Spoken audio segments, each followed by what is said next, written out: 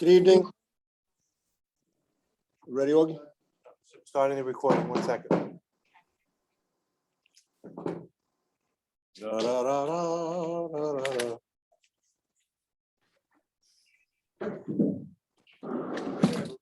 Hey, pair of glasses I left in here. How long ago? It's the last time I was here. I don't know. It means August, September? none of the judges have the same magnification. You ready, Augie? Yes. All right. Good evening, and welcome to the Village of Mamaroneck work session for May 9th, 2022, in the courtroom. I will ask for a motion to open the meeting, please. So moved. Second. All in favor of opening the meeting? Aye. Adoption of agenda.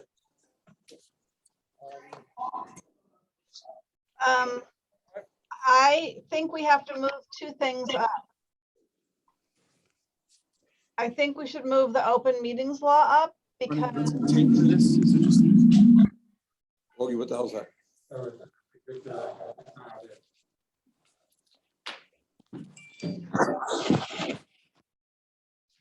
ahead, Nora.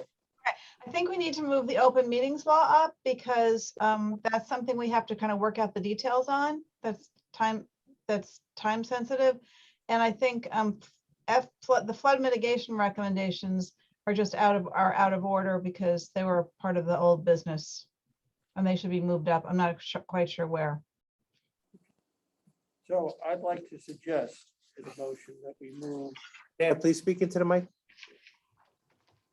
it's gonna be difficult. Can you hear me? Yeah, now I can hear you. I'd like to move Perfect. the agenda as written with the following changes. And move it in the order of priority, N, P,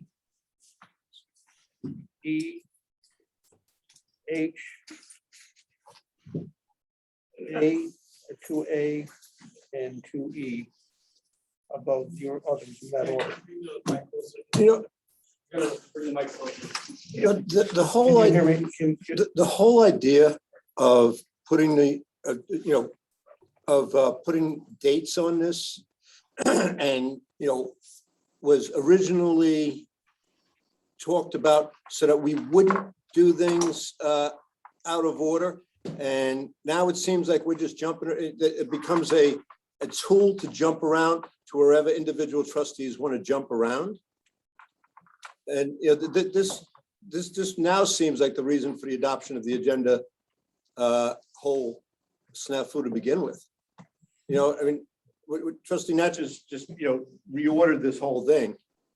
And, this stuff that's on here, that's been on here, like, I have something on here since Valentine's Day that would now get pushed out. It's not fair, and it's not the way this is supposed to work, and it's not the way this was sold. With all due respect, I don't agree with that. The reason for my suggestions are they're both time-sensitive issues, important issues. We have a long agenda. We may not get to a lot of what's on the agenda, which is happening. These are things that need to, I think, in order of priority.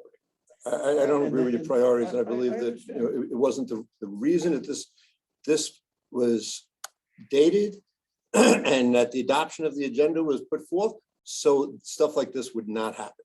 Now it's becoming apparent, or it seems to be becoming apparent, that it was to have individual trustees have their own bailiwicks and what they consider important to them.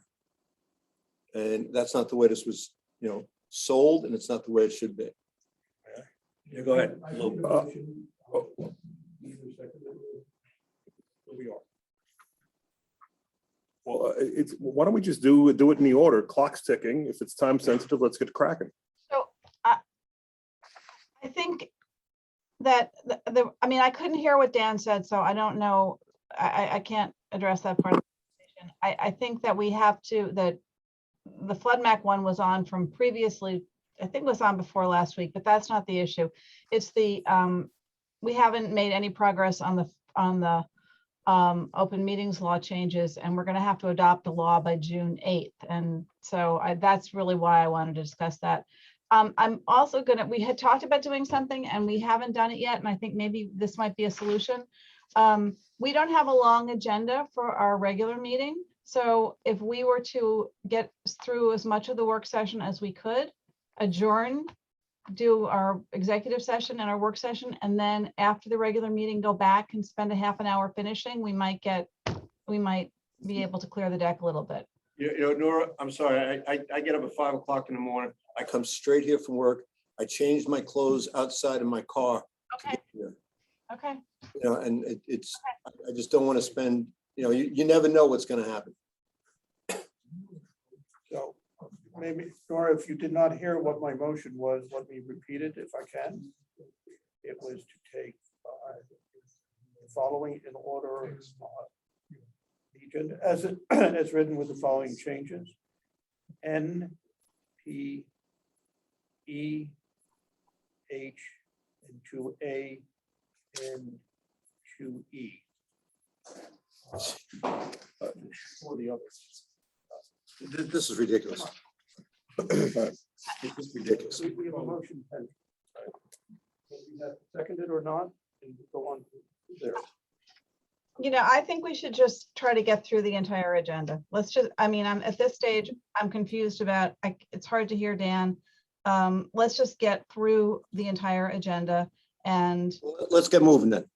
Yep. I make a motion. No, I can't make, no, you make a motion to adopt the agenda. Make the motion to adopt the agenda as written. Do we have a second? I'll second. Augie, call. Trustees Young, Yes. Natchez, No. Lucas, Yes. Tefor, Yes. Mayor Murphy. No. You got what you Okay. want? Okay, enforcement of multiple dwelling law. This is held until, Jerry, do we have stuff on this? No. Mayor, no, we don't. Obviously, everyone knows that Frank will be leaving us. So I spoke to Mr. Sarnoff today, who is talking to Mr. Tefor right now, and he was going to address this. But no, we don't have anything for it tonight. Mr. Sonoff, can you address this when you get a chance? I'll come back to this. I'll come back to this. Transfer station roof project and solar panels. I do have something for that. So we have set up a meeting for the end of next week to talk to a consultant about roof panels or solar panels on roofs, as well as trying to identify the best course of action for potentially having a solar array at Taylor's Lane. So there's a little bit of progress there in regards to the village staff gathering information. Do we know if Taylor's Lane is in proximity to a substation? Yeah, we found that out already. Okay, what's the answer? Yes, It is, okay. yes, the answer is yes. Make me ask 50 questions here. No. Mr. Sarnoff, are you ready to address it? Well, wait, if we moved it to if we did this at Taylor's Lane, what does that preclude us from doing otherwise at Taylor's Lane? Is that the only option? I mean, would Taylor's Lane, would that 7+ acres simply be a solar array, or would there be some other kind of recreation we could put there? I Those think are they were questions we're talking looking about, for, but obviously you can put a walking track around the solar array using the perimeter of it. Okay, weren't they talking about planting pollinators? Yeah, that's what the environmental committee. Yeah. Environment like. And there's plenty of space in and around the fence line to be able to do that. In fact, while that fence is not the most attractive, we should have a more attractive fence and then have pollinator plants around the fence line to kind of soften up the hardscape. Quick story about that fence. There was like 4 slots that had the tops taken off them by about 2 inches. I watched a deer run parallel to that fence and jump exactly where those 4 slots were 2 inches lower into Taylor's Lane. Tell me they aren't smart animals. Which raises a good question. What happens if we can't keep the deer out? I'm sorry, I didn't hear that. Was anyone talking? I said, the question was, what happens if we cannot keep the deer out? Of the fence? I don't think it's an issue. Deer won't go near the solar array is very close to the ground and in fact covers the entire area that we choose to cover. So there won't be an issue with deer. I don't consider myself to be an animal expert in any way, but I think what attracts them to the Taylor's Lane site is that it's an open, natural area, Right. natural-ish area. Right. Okay. For them to. We're not gonna fight a losing battle and try to keep deer out of there. That's not gonna work. Yeah, and it's not like we have anything planted there. that Okay. We're gonna go back to 1A, because now Mr. Sonoff is free. Enforcement of multiple dwelling, did you have something to Yeah, add? so I spoke with Frank earlier. As I told the board, what we've been trying to do is have the developers provide like something akin to a zoning analysis. So they would provide an analysis of the multiple dwelling law as part of the application. We've had, I think, 3 or 4 applications come in. We've been able to, one of the applicants has been able to accomplish the task we've set forward. 3 other applicants, we've directed them to provide that analysis. They have not done so yet. So, we are trying to see how that new process is working. But as Jerry mentioned, with Frank's impending retirement, I would like to, bring this up and discuss it with whoever the next building inspector, acting building inspector would be. But, we are starting to see some compliance with at least that zoning analysis like exercise. Thank you. Thank you.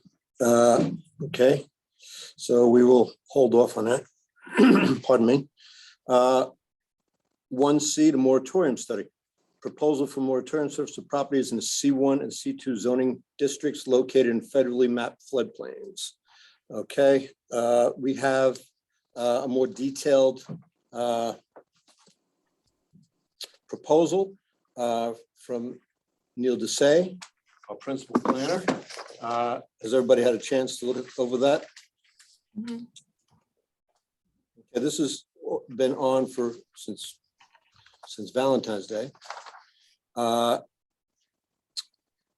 Anybody have any questions about the proposal or the draft agreement? Pardon me. So let me outline for folks who might not know. This is a study which I proposed, and it's going to require a moratorium, which will freeze development in the C1 and C2 zones that are in federally mapped flood districts. So let's just say Mamaroneck Avenue on the south side of the train tracks is not in a federally mapped flood district. Mamaroneck Avenue on the north side of the train tracks, and just to give areas as an example, this isn't in some the total, is in a federally mapped flood district, and most of the properties on Mamaroneck Avenue themselves are either C1 or C2. And this proposal is for a study, which hopefully will be done in 3 months, Mr. Desai said. And the moratorium is a 6-month moratorium. And basically the question of the study is, would it be worthwhile? Would it help the community to take, infill housing is something that's allowed in our code in the commercial district. It's not allowed in a lot of other communities. A lot of the other communities, your commercial district is your commercial district, your housing districts are your housing districts. The village of Mamaroneck, we have an anomaly in our C1 and C2, this infill housing, which is where you have seen the largest and most robust development probably over the past 20, 25 years. So this question really is, do we really need to be putting more people in harm's way when we know, persistent flooding is still likely to happen in the future in this area? And this involves putting our EMS, fire department, police department, public works, all in danger when people have to be rescued in emergencies. And obviously puts more people in danger. That's for the public. I assume everybody on the board knows about it. Any questions or concerns? This is on for the regular? No? This is a hard out on the moratorium, though, right? I'm sorry, what? The moratorium will have a hard out, a hard stop It's date. got a 6-month termination time. All right. That's what's on the agenda. Does it need to be that long? That's usually the, Rob, would you- Excuse me, trustee Young. The study may take 3 months, even if the study actually occurs within the time that's planned. You then have to decide what you want to do as a result of that Mhm. study, draft a law, to do secret. a seeker analysis. Okay, That's why we figure 6 months. all right. I'll back the mayor on this, as long as there's a hard out on the moratorium. Okay. Just for Lou's edification, just because we say 6 months doesn't mean there's a hard out. It's the last time we did it, we extended it twice. So, Well, you know, if we're making progress, that we can extend the law, and that has been our pattern, that we haven't been able to, you know, adopt a revised law in that time frame. So we've extended twice. So that's what happened with the last moratorium we did, which was in the same area. I'm sure it did, but it's a hard out for me. Okay, that's fair enough. To extend it means passing another law. Okay, so that, you should know that. All right. And Nora is right. When we did PLLC a few years back, I'm losing track of what year. Was it 18? 2019 is 18, 18, it's in 19. Yeah. We did, but that's why I wanted to focus this just on one issue, so that it would be easier. You know, the PLLC affected so many other facets of the community and zoning areas to be zoned. This really just is a yes or no on that one issue. Got it. Sorry. Anybody else? Victor or Dan? All right, it's on for the regular. No. I'm sorry. Well, I have concerns. And I have questions. My main question is the issue of the area. We're talking about C1, C2, then you explained that flooding. That has not been clear. I think you want to move forward with this. At this point, I'm not supporting it, and I'll explain why. You need to define what districts you are considering. That's number one.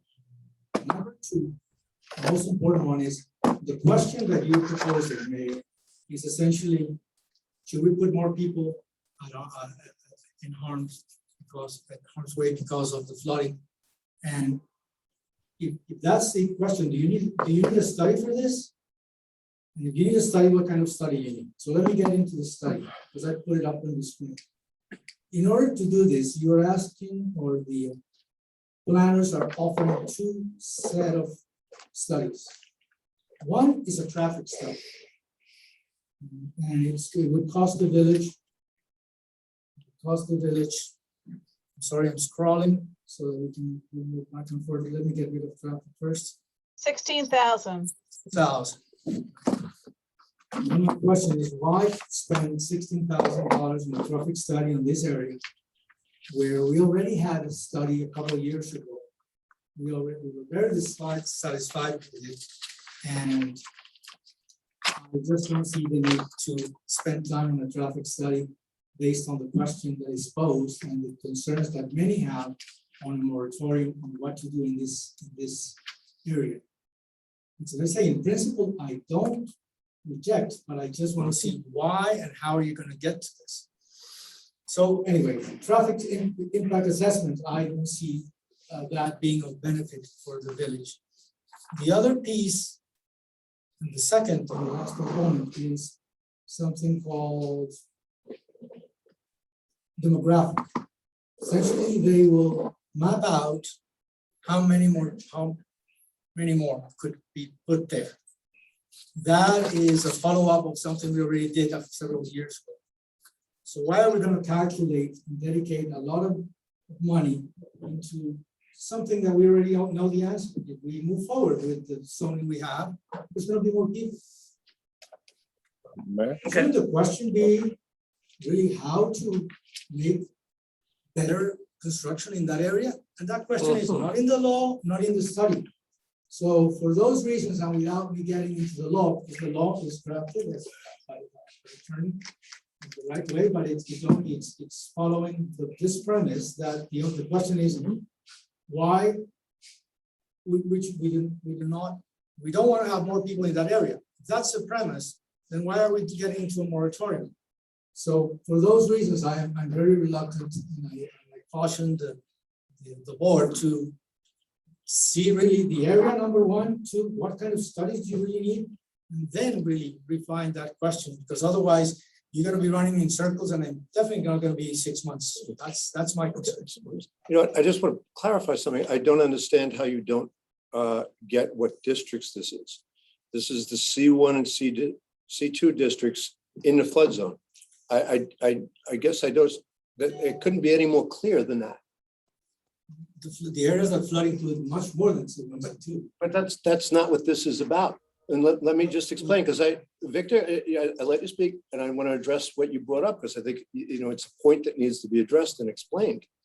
I understand that it's not just the C1 and C2 districts that flood. You know, I've been up to my knees in these districts for the past 20 years. But the ability to create large housing projects only exists in the C1 and C2 zones in these communities. That's why I want to address that. That's why people are concerned. People are concerned about the large developments that have been built over the past 20, 25 years in these areas. And that's what this addresses. And as to the contract that you just talked about, if we want to take things out, well, that's fine. That is stuff that can be removed. But what we are doing tonight is not approving the scope of work. What we are doing tonight is voting on whether to schedule a public hearing for the C1 and C2. And I think that the public should be heard on this. And I think that it's an important issue. And I would hope that we could move forward on this in a way to allow the public to participate in this discussion. And then we will have a vote on whether to approve the moratorium. Go ahead, Lou. I mean, and I too regret that money was spent on studies years ago. But if you look at, that area changes right before your eyes. It's completely different from when I moved there 3.5 years ago. It's certainly different from the first time I laid eyes on it 30 years ago. Those studies cannot be relevant, or maybe only be tangentially relevant. We have to deal with the situation as it is now. And I think we have to spend the money, get the information, and then actually do something. I mean, that's what this would be about, I would think, from my point of view. And as I point out, the proposal isn't on the agenda for approval tonight, because it makes no sense to approve a proposal if you're not going to have a moratorium. So what's on the agenda for tonight is to schedule a public hearing For the moratorium. for the moratorium. Okay. So the vote on the moratorium obviously would not be tonight. It would be weeks hence, which gives us time to refine Mr. Desai's scope of work if we decide we want to define the scope of work. But if I just don't understand, if the argument is we should enlarge the area, but we should do less study, that doesn't seem to be congruous with me either. I mean, if we're just going to do C1 and C2, and you want to limit the scope of the study because we have information that may still be timely, that's a valid argument to me. But that's not what we're facing here tonight when we vote whether or not to approve the moratorium scheduling in the C1, C2 district. So I understand what people are. It's on for tonight. I don't understand why we haven't included the RM3, which is actually where there are some projects that are being proposed right now, and was part of the moratorium study in 2018, 19. And I also. Where in the RM3 are these projects being built? Van Ranst. Van Ranst. That project is in the RM3. So, and I also think that, you know, and I had said this in the beginning, the mistake that we made in the moratorium study was we adopted a law, we adopted a moratorium without having a scope of work. And I wasn't going to do that again. And I am with Victor. I'm not sure that this is the right scope of work. We're making it a decision about whether we want people living in the flood zone or not. You know, and it's boiling down to, in this consultant's proposal about the seeker determination is going to be, we're basically going to be eliminating residential and limiting it to commercial. And that's a huge change in our zoning, and for good or for bad. But it may have, it has flood consequences that are significantly different from residential. And I completely understand why we should not be putting more people, we shouldn't be packing people into the flood zone as residential. We don't want more residents there. That's not, we don't want to put people in harm's way. But when we build residential in a flood zone, it has to be elevated. That's not the same for commercial. So we need to, because it can just be flood proof. So commercial structures can also cause flooding to other areas. And I think we've had a lot of input from residents who are in support of a moratorium that's a wider base, that's not just in this area, but that's in the rest of the residential areas too. So I understand that where Tom's coming from. He doesn't want to build big buildings.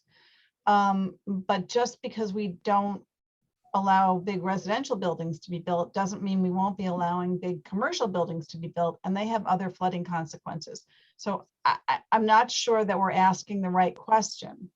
I completely support a pause so we can figure out what we need to evaluate, but I think we need to understand what we need to evaluate. Okay, That's not where we are. this is on the agenda tonight. You could vote the way you want and then propose your own moratorium. But, no one was proposing anything or doing anything. And, now all of a sudden, everybody, Tom, I made these same arguments the first time it was up. So okay, well, you get to vote on it tonight. Wait a minute, Mayor, first, I think Trustee Natchez has been asking to be recognized, so I haven't seen that. recognize him first. And also our rules call that in order to move to a regular session, it has to be approved in work session. It's already been approved in a work It has session. not been. No, I disagree with you. You weren't at the work session. It was approved to go on, but then we talked about doing over Mr. Desais. Yes, Victor, and that's why it's on the regular session tonight. No, I was there and I objected. and We talked about this a lot of times when you weren't here.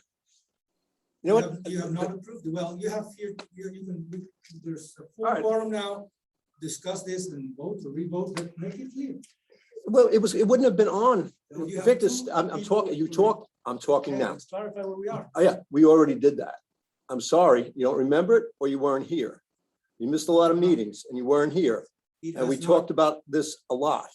I've been present on this topic, and Uh-huh. it has not been approved. That's why it's here. No, Victor, if you notice, it's on the regular session because it was. Dan has his hands up. I'm not gonna go back and forth with you on this. Go ahead, Dan. The real question here is not a moratorium and not this proposal. The real question is, do we want to change the zoning approach for what goes on in floodplains? There is a widespread concern within the community that there's more than just infill housing in the C1 and C2. We have two projects out of three that are not in the C1 or C2 that are in front of the village. And all three would not be covered by what we're doing. So the real question is, how do we come to grips with it? If we don't want, the scope of work for this study basically is a traffic study, which is what an impact would be with more residences. We've already had that. We already know what the consequences are. We already know the number of units that could be built in that which has not been built since the studies were done. it's just a simple arithmetic thing. The real question is, do we want to have more housing in floodplains? And extending it beyond the concept of just C1 and C2, the question in my mind is, we have the RM3, we have other areas that flood, that people are penalized in terms, let's assume that you have a 2.5 story building for multiple housing or single family housing, either, whatever. For them to raise it, they would have to get a variance because of the height limitation for the respective zones that they're in. And it creates a penalty to try and improve things. So what I think we really should be doing is taking a really hard look at the flooding issue. Do we want to have more people in the flood area? The whole concept, I think, Tom, and what you proposed, I may be wrong, but is is to try and limit what can be put in there in terms of putting people in harm's way, and more importantly, putting our first responders in harm's way. And trying to do that. So my big concern is that I think the issues on flooding are relatively simple. The fixes may not be that simple, but the issues are, should we, do we want to encourage more people in a flood zone, number one?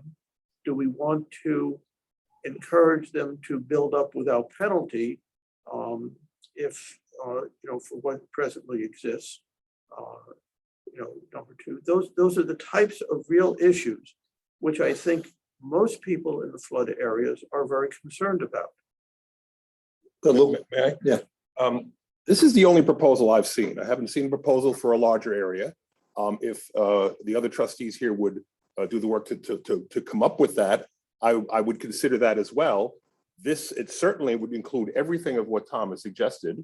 So I say we're voting yes or no on this, and I say yes. And if you want to add to it, then let's talk about it in 2 weeks. But to keep pushing it off and pushing it off, that's why the last information you have is stale, and you paid for studies that are now obsolete because you never did it. So let's just start. Let's start here, and then come up with, expand it, or Nora come up with it.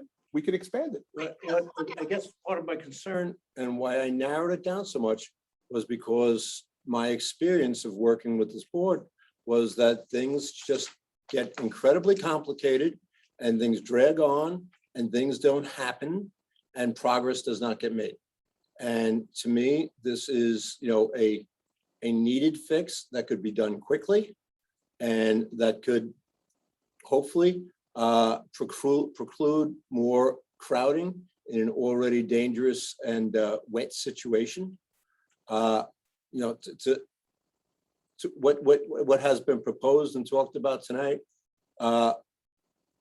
might have utility, but no one proposed anything.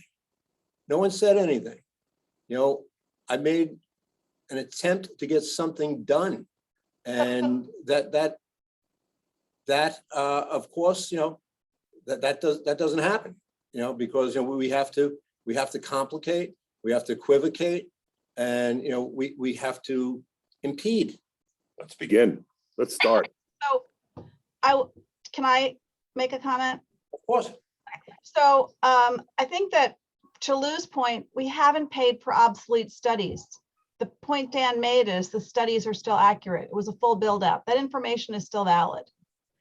How long ago was it? It was done 3 years ago. It's a build out of what can happen under the zoning under a variety of different scenarios. And we opted to adopt a law so we know what those scenarios are. So we have that information. And we are redoing the traffic study. I'm not sure that that's necessary. That's something the consultant has recommended. I'm not sure that the traffic has changed that much. But the point I made in the beginning of this is that I was willing to talk about a moratorium, but I wasn't willing to adopt a law unless we had a real scope of what we were going to do. And I said, it needed to be bigger than the C1 and C2. So so I don't think it's up to me to draft a different law. That's, you know, we all discussed a bigger law. It didn't get drafted. So now what we have is the C1 and C2. I'm with Victor. I think we're not asking the question. So we have a consultant study that's going to be whatever, $38,000, and it's going to give some information. At the end of the day, we're going to decide whether or not we want to allow infill housing in these zones. I don't believe that the traffic study or that looking at how many units, which we already know, we can look at the stuff that we had from 2018 and 19, is going to make a difference. We know how many units. We can go back and look at the studies. We are either going to have infill housing or we're not going to have infill housing. That's really what our question is. We're going to change how the village is built out, or we're not going to change how the village is built out. If we eliminate infill housing in the flood zone, which is not something I'm, you know, set in stone opposed to or set in stone supportive of, we then limit construction to commercial construction, which has very different impacts on flooding. So, and we have to realistically understand that we can't say there will be no development in these two districts. That's not reasonable. We can't just say no more development in the village of Mamaroneck. I don't think, I mean. That is not proposed here, and that is not at all what I was saying. No, but what you're saying is the study is to eliminate infill housing in the C1 and C2. No, I'm sorry. It's the infill housing in the C1 and C2 in the flood zone. In the flood zone. That's what I was trying to spit out. So that means what's going to be left? If we can't have infill housing, what can we have in the flood zone? Commercial in the commercial zone? Commercial, exactly. We can have commercial and In the commercial zone. we can have commercial. So we're basically saying no housing, which structurally in a flood zone has to be elevated so the waters pass through, and we're going towards a model that's always going to be on the ground. And I think we aren't asking the right questions. It's not just about whether we eliminate infill housing, it's about how we require development. And FEMA requires different kinds of flood proofing or flood mitigation for different kinds of development.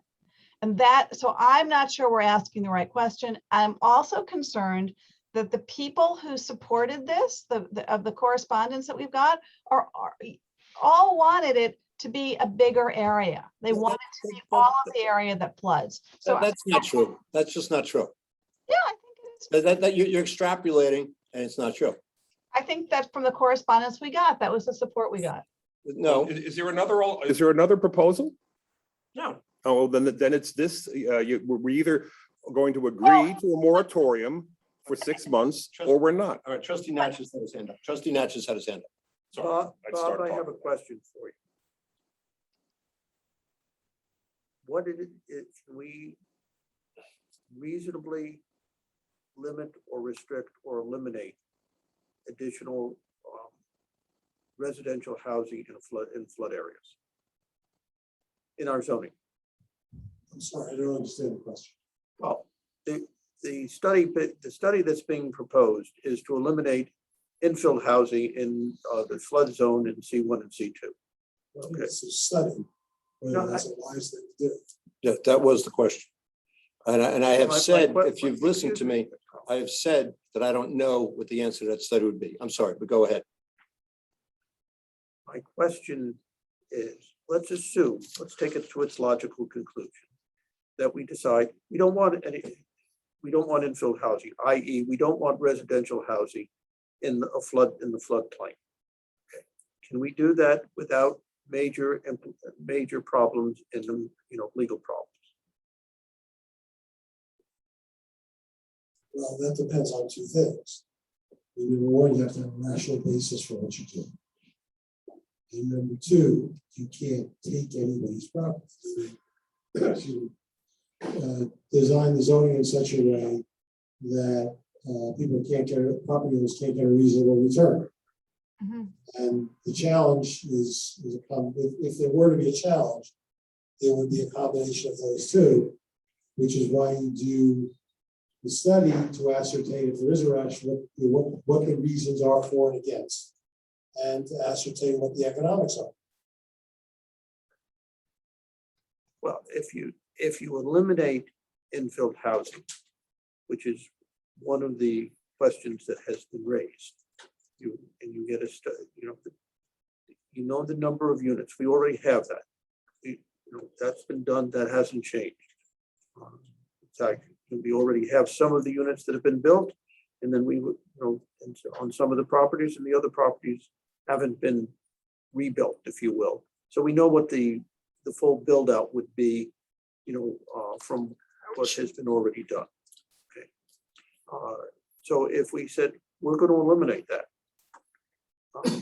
and we are going to allow commercial to remain, is that a problem? Is my question. Is that a major problem for us, or not?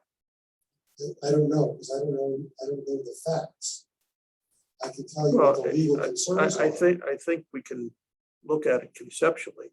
You can get 3 stories of residential or more, depending on what you qualify for, versus either 3 stories of commercial, or single story of commercial, or 2 stories of commercial. Type of thing. And I can't tell you off the top of my head what the economics are of any of those options in this area. I think it would. So you do a study. A prudent review will probably show that you would not be able to achieve as much profit on all commercial as you could in all residential. Okay. Let's just assume that for the sake of this discussion. Okay. Would that become a taking issue is my question. Depends on how extensive I'm sorry. that loss of value is. We're in a takings lawsuit right now, where the argument has been made that you don't have to eliminate all value of the property in order to have a taking. We dispute that, but there's an argument that has been made. So you can obviously do what you want in terms of changing the zoning. The question is later whether you have a rational basis for it or not. And I'd be somewhat uncomfortable trying to defend it on the basis of sort of the generalizations that you've just described. They may well be right, but without some basis in studies and so forth, the proposition to change zoning is more risky. I mean, it seems like, Trustee Natchez, you're making the argument that any lessening of the housing alternative is going to get us into legal trouble. And I don't think that is truly the case. If you look at what we've done over the past 20-something years. And I don't think that that's what, the residents of the community are really looking to do. I think they are looking to limit, putting people in harm's way. Might that have some diminution of the value that somebody could sell the property for? Maybe, but that you don't get the highest and best use. I think that's the term, isn't it? Right. The question is not the legal question regarding the taking is not depriving someone of highest and best use. It's depriving someone of reasonable return. So just to be clear, Tom, I'm not suggesting, what you're inferring. I'm trying to find a way that we can rationally and meaningfully try and limit what is happening in the flood zone. I'm sorry. And my thought process is actually beyond C1, C2 in the floodplain, because I think what we're trying to do is come up with a prudent and rational way of doing it that is meaningful, for health, safety, all sorts of, real issues that have occurred and will continue to occur, in the flood areas. But right now, what we have is, if we eliminate infill housing, you have all commercial housing, all commercial buildings. And, unless you require that to be up 1 story or out of, built up out of the floodplain, it actually can have an adverse effect. The same thing we have, for property owners that have multiple housing and single-family housing in a flood zone. We now penalize them, to raise their house. And that doesn't make much sense by adding, labor layers of what has to be done. So what I'm trying to get to, But that's a different issue. That's not the issue before us. the issue before us, as far as I am concerned, is flooding and what we do in flood zones. And, when you say, we're just going to, Okay, your proposal is to limit it to one area. no. I understand that. No, just let me be clear about something now. Tom. My proposal, continue to- I just want to clarify. My proposal is to begin with something that's quick and fast and effective and easy. Because as this conversation has illustrated, we can get tied up in knots pretty darn quick. And before you know it, we're looking at the whole village again. And, we're a year and a half down the road, when, a lot of us might not be here and we haven't gotten anything done.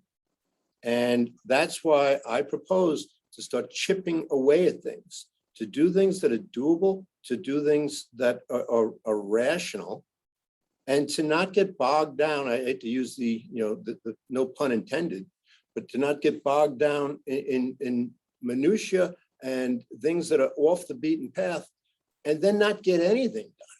No. And that has been the history. I'm not- We saw it when we were trying to limit the fast food restaurants. It got so complicated and so arcane that we did nothing. And nothing happened, and no changes happened. What I'm I'll trying let to him get finish. to Sure. is an approach to do something meaningful. And I would like, the question then is, if you want to eliminate infield housing, in the C1, C2 and floodplain, the concern I have is there's much more that you would be not looking at, which is equally as important, which is in the RM3 zone. And again, as I said, the 2 out of 3 proposals are not in the C1, C2, and before the village, and none of those proposals would be effective. Okay, I'll make a deal with you. Why don't we include the RM3 zone in this? They don't have infield housing, that's the problem.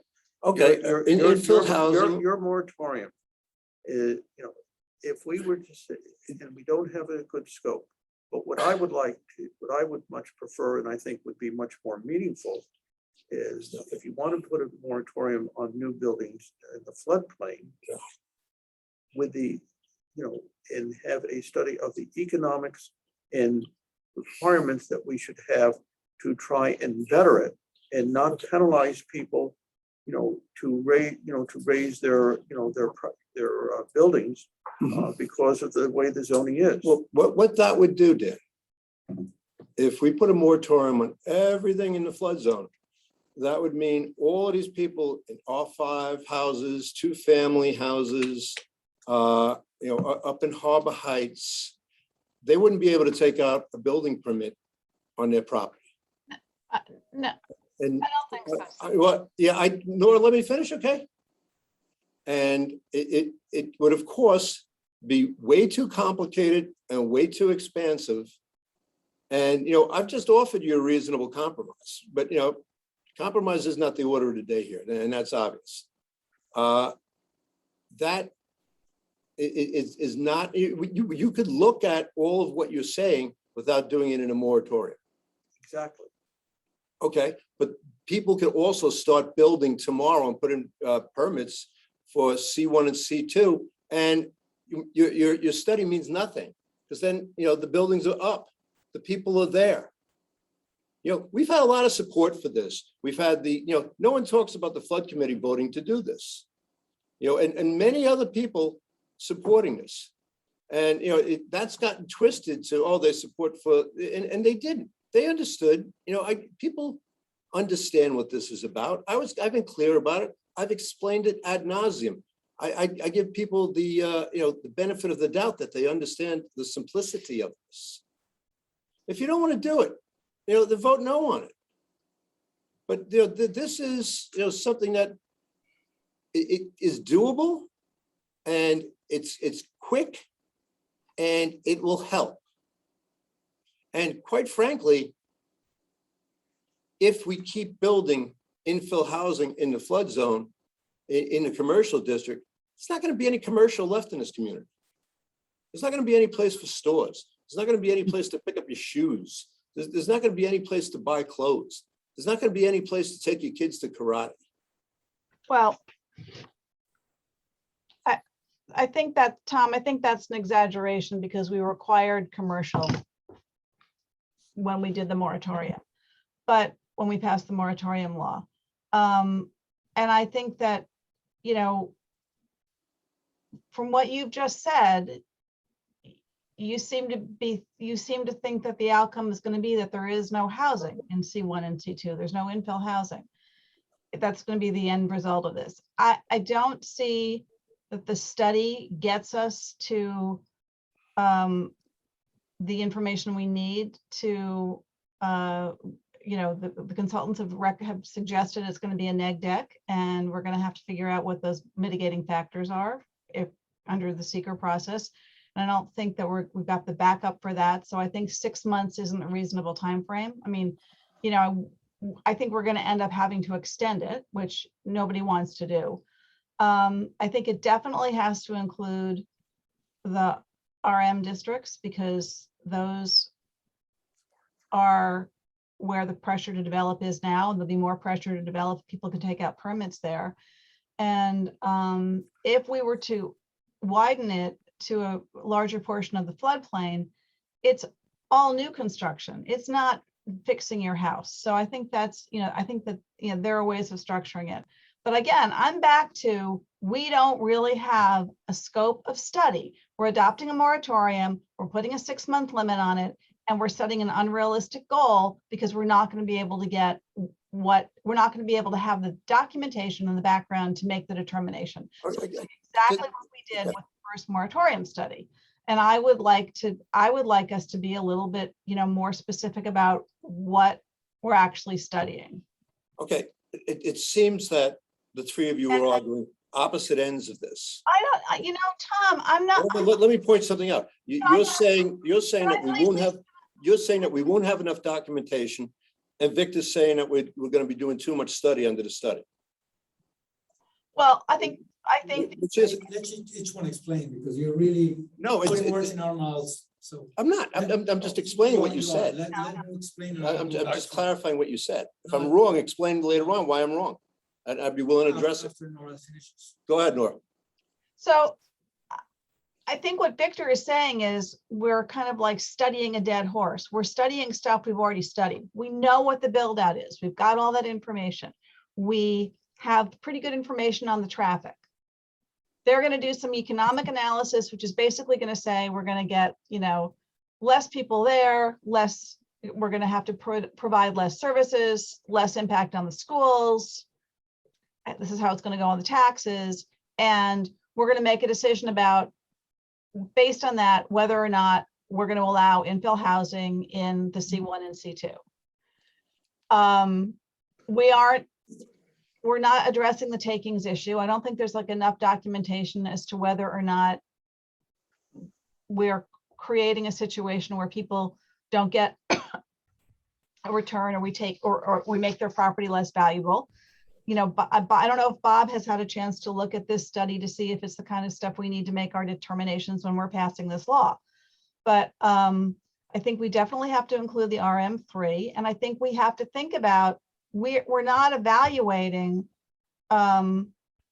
this, the whole point of this, and believe me, I would like to put a pause on construction for 9 months and say, we're just not going to allow big new buildings. We're not going to allow demolitions and new buildings until we can figure out what we're going to do. There's a big part of me that wants to do that, but that's not how you do a moratorium.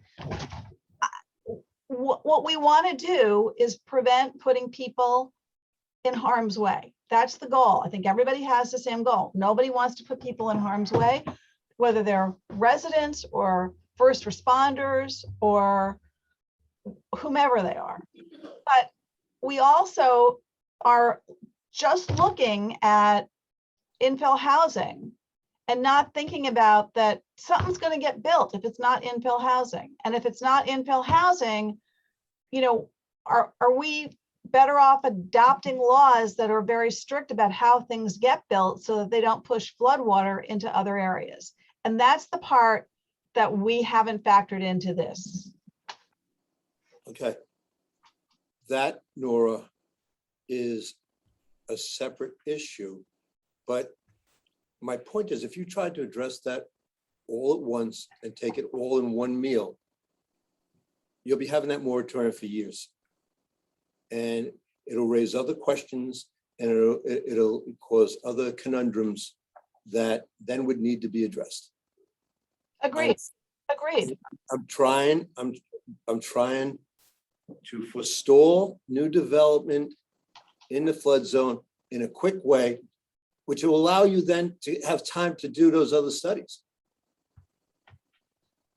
That's what this is about. It's about doing something now that's doable. What do you want to say, Lou? May I make a motion? Yeah. Okay, I move that we include RM3 in Tom's proposal and go forward with a 6-month moratorium while we study the advisability of infill housing. And let's get going. Let's do it. Let's debate that. Well, I have a motion. Okay. Okay. Hold on. I second your motion. You can open debate. Okay, so let me go and clarify the various issues. So that you have in front of you what you are considering working on. On the screen is the law that's being proposed. Mhm. Different from the previous moratorium where we worked a year ago. It did refer to the studies. We had clarified what we were going to study, what we needed in order to get to the end. And that's why you need that, because then you factor the time. Right? You factor the time, you know what you're going to do. So, I need so much time, and I'm going to get into this in a good effort way. So you really need to know what you're going to get into before you vote, and you just draft the moratorium, and then you get together with your consultant and say, why don't you really do this or do that? So the law really tells you what you're looking at. So here you're telling that we determined that it's a grave concern to have many folks that live in the village for obvious reasons. Maybe that could be explained further. Then you have the statement that the mayor has said, only real opportunities are on C1 and C2. That maybe not entirely true. As if that's what you want to agree, then that's a premise. And then it says infill housing in the flood zones will keep the population out of flooding, and you lessen the impact. That's all it says. If that was really clear with what you were studying, maybe that has a chance. But how can you get into a 6 months moratorium and study if you don't have clarity?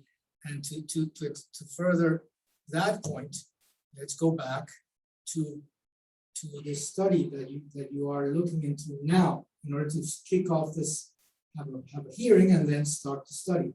It is the redevelopment and the traffic, and it's costing $40,000. So you're starting really with the wrong foot. Why don't you think better what you really want? And then, so that's what I'm saying. I have to say it twice. Okay, that is not what's before us. Before, let me finish, Victor. What's before us tonight is whether to set a hearing date on the C1 and C2. That's all that's in front of us tonight. You know, it was asked for more information from Mr. Desai, more detail. Mr. Desai gave us more detail. Of course, that detail was then used to extrapolate why we can't do it. This was on a regular meeting because there were 3 people who decided to put it on for the regular meeting. It's still on for the regular meeting. Mr. Young has made a motion, which I believe is an attempt at compromise.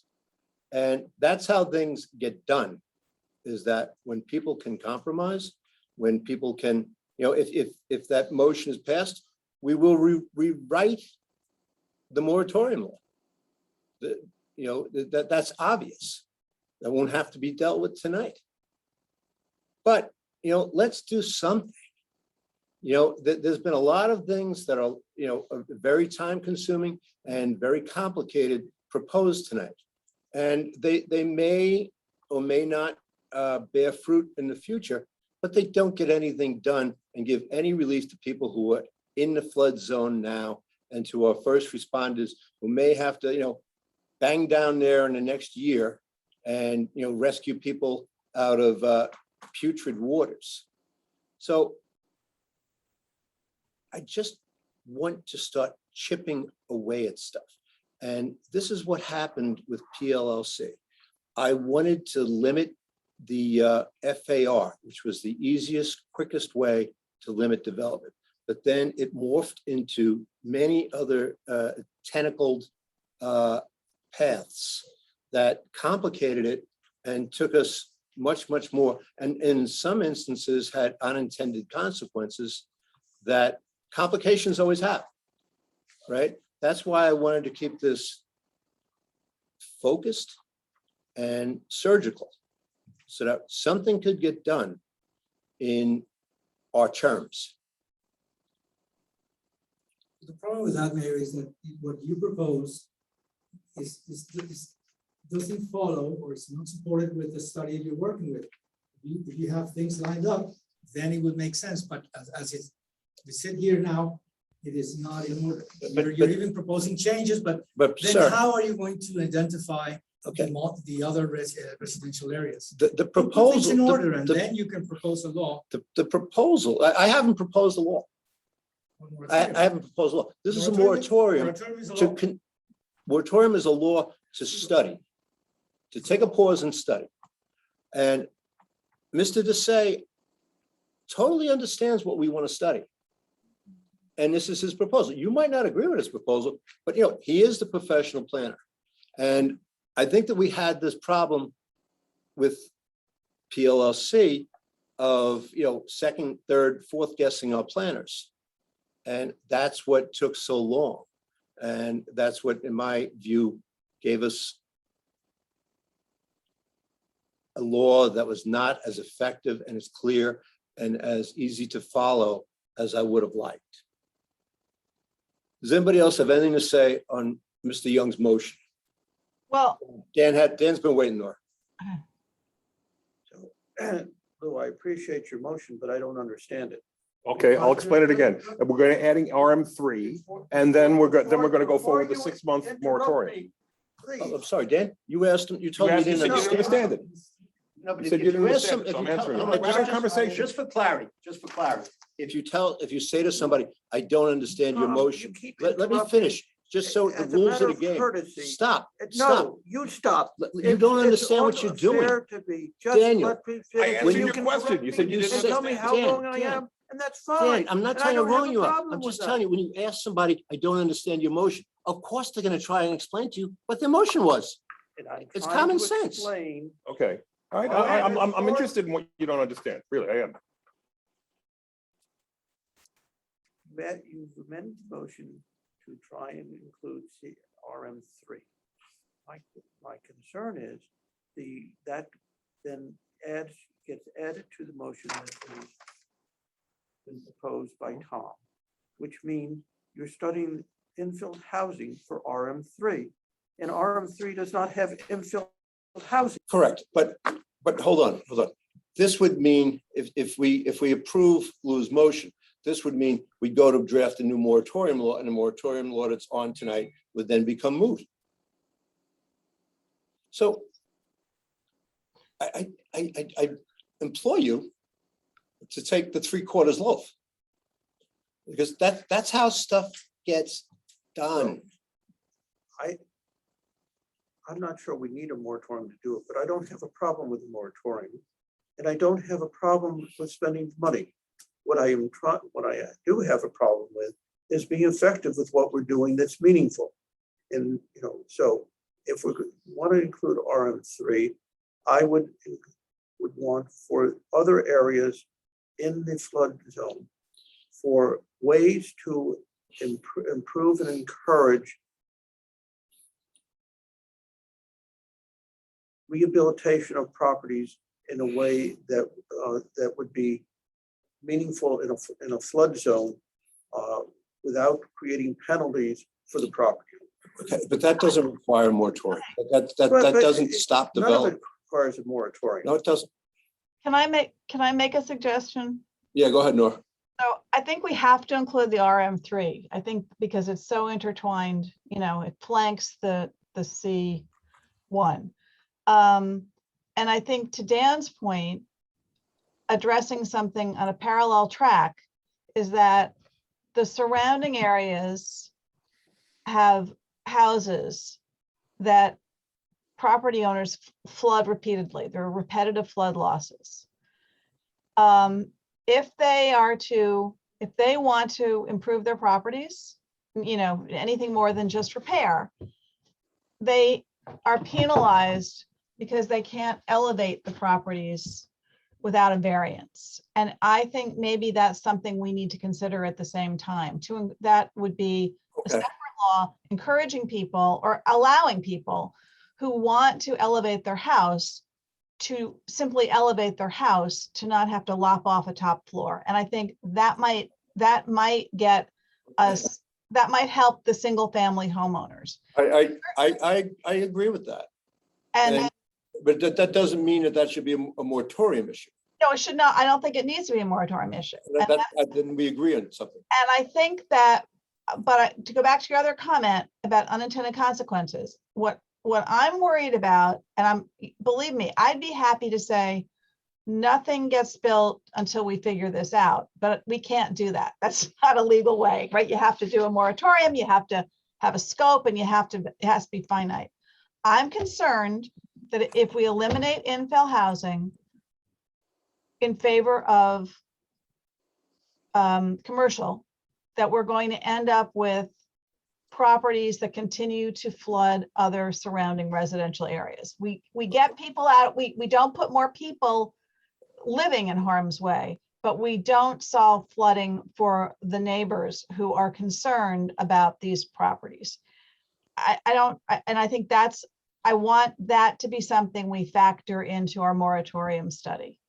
Like on the ground, what the different kinds of constructions are going to be. So you want to expand the study? Yeah, I mean, I want to expand the physical study to RM3, as you do too. But I also want to contemplate the difference between, like, what happens if we say no infill housing? That's a What's valid gonna point. happen?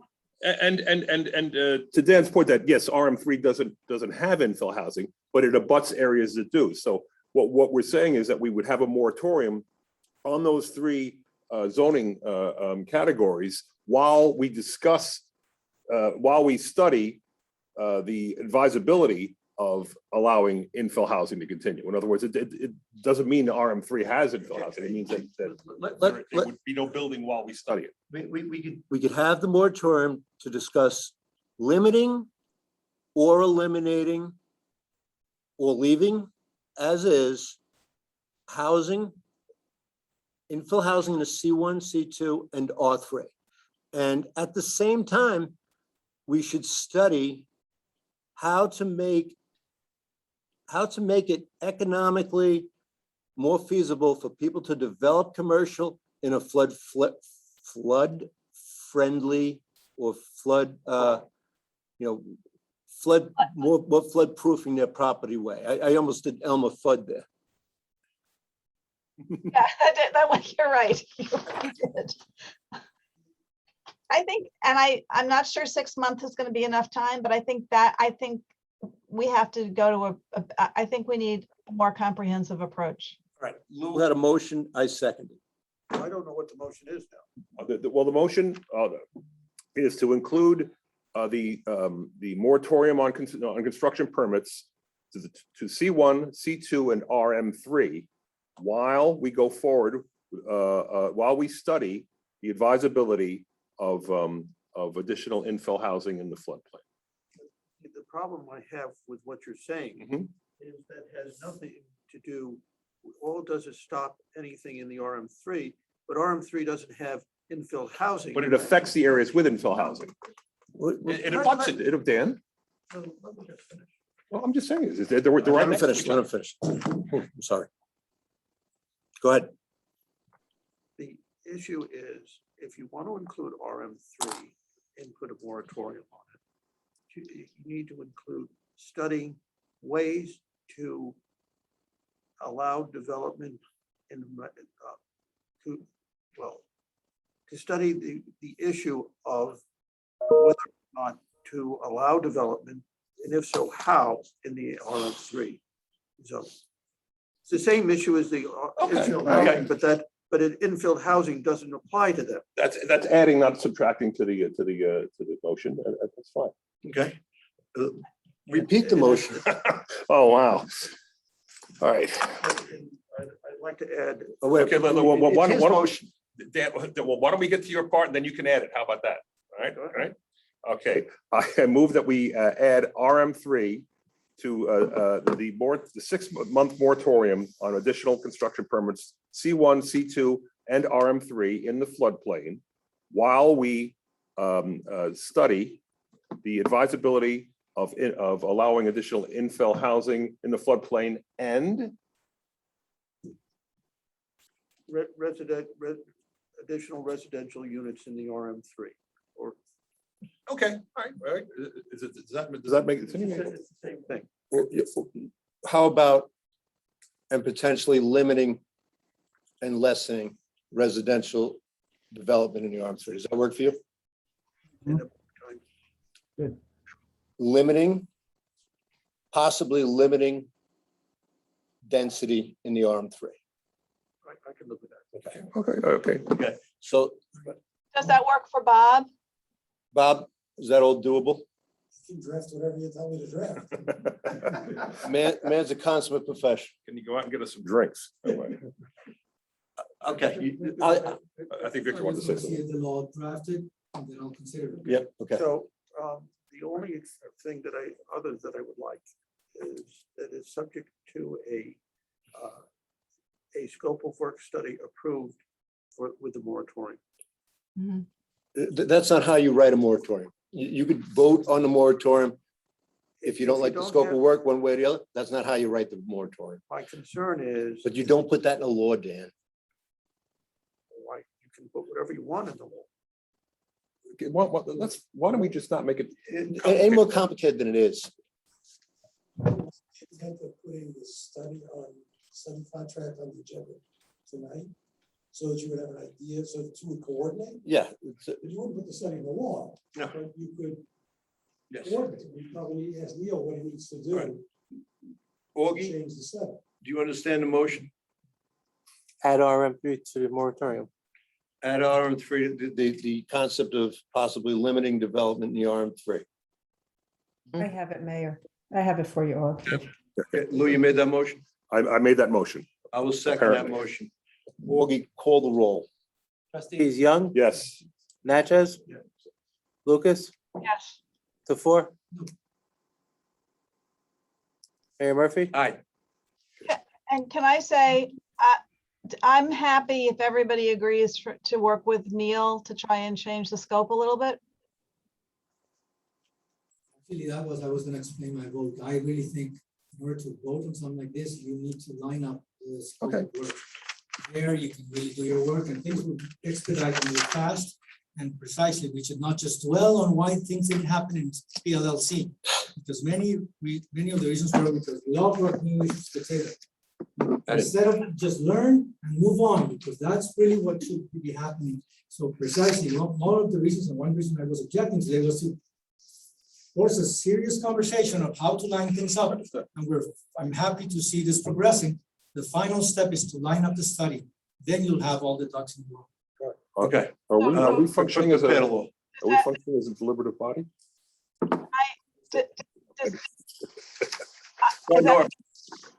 happy to try and work with Neil to get a revised scope. If everybody thinks I can, I mean, I'm Say that again. I didn't hear it. happy to work with Neil to try and get a revised scope. So we have that for our next work session. And I'd be happy to be included in those conversations. 'cause Okay, this is, so because I mean, we can't like yeah, violate. well, let's do we'll get Jerry on a phone call with Neil. Is that okay? Okay, great. Okay, Mayor, before you move on, can we check trustee Natcez's mic because no one can hear him? Same thing with Spalzino. No Yeah. one can hear him. it's hard. It's impossible to hear him. I got my volume turned up all the way. No, that's not on. It's on. What's happening? I didn't hear, basically, and I didn't want to interrupt because, you know, there's discussion going on. I understand. Can you hear me now? No, I don't think so. Good out. I can hear you. Now? No, Is that try better? louder. Can you hear me now? Yes, talk like that. I think what happens then is as you're talking, your tone goes lower. Let's try and make up for that. As they say in acting, talk to the back of the room. Mayor, you're 10 feet away from the thing and it's too loud. I gotta lower the volume. I got a big mouth. But I actually took acting lessons and they told me, talk to the back of the Yeah, room. you should be in the room. That's why I got kicked out of a lot of bars when I was young. That wasn't. The reason. Throw chairs through windows.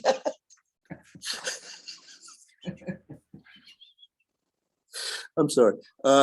Social media policy also from Valentine's Day.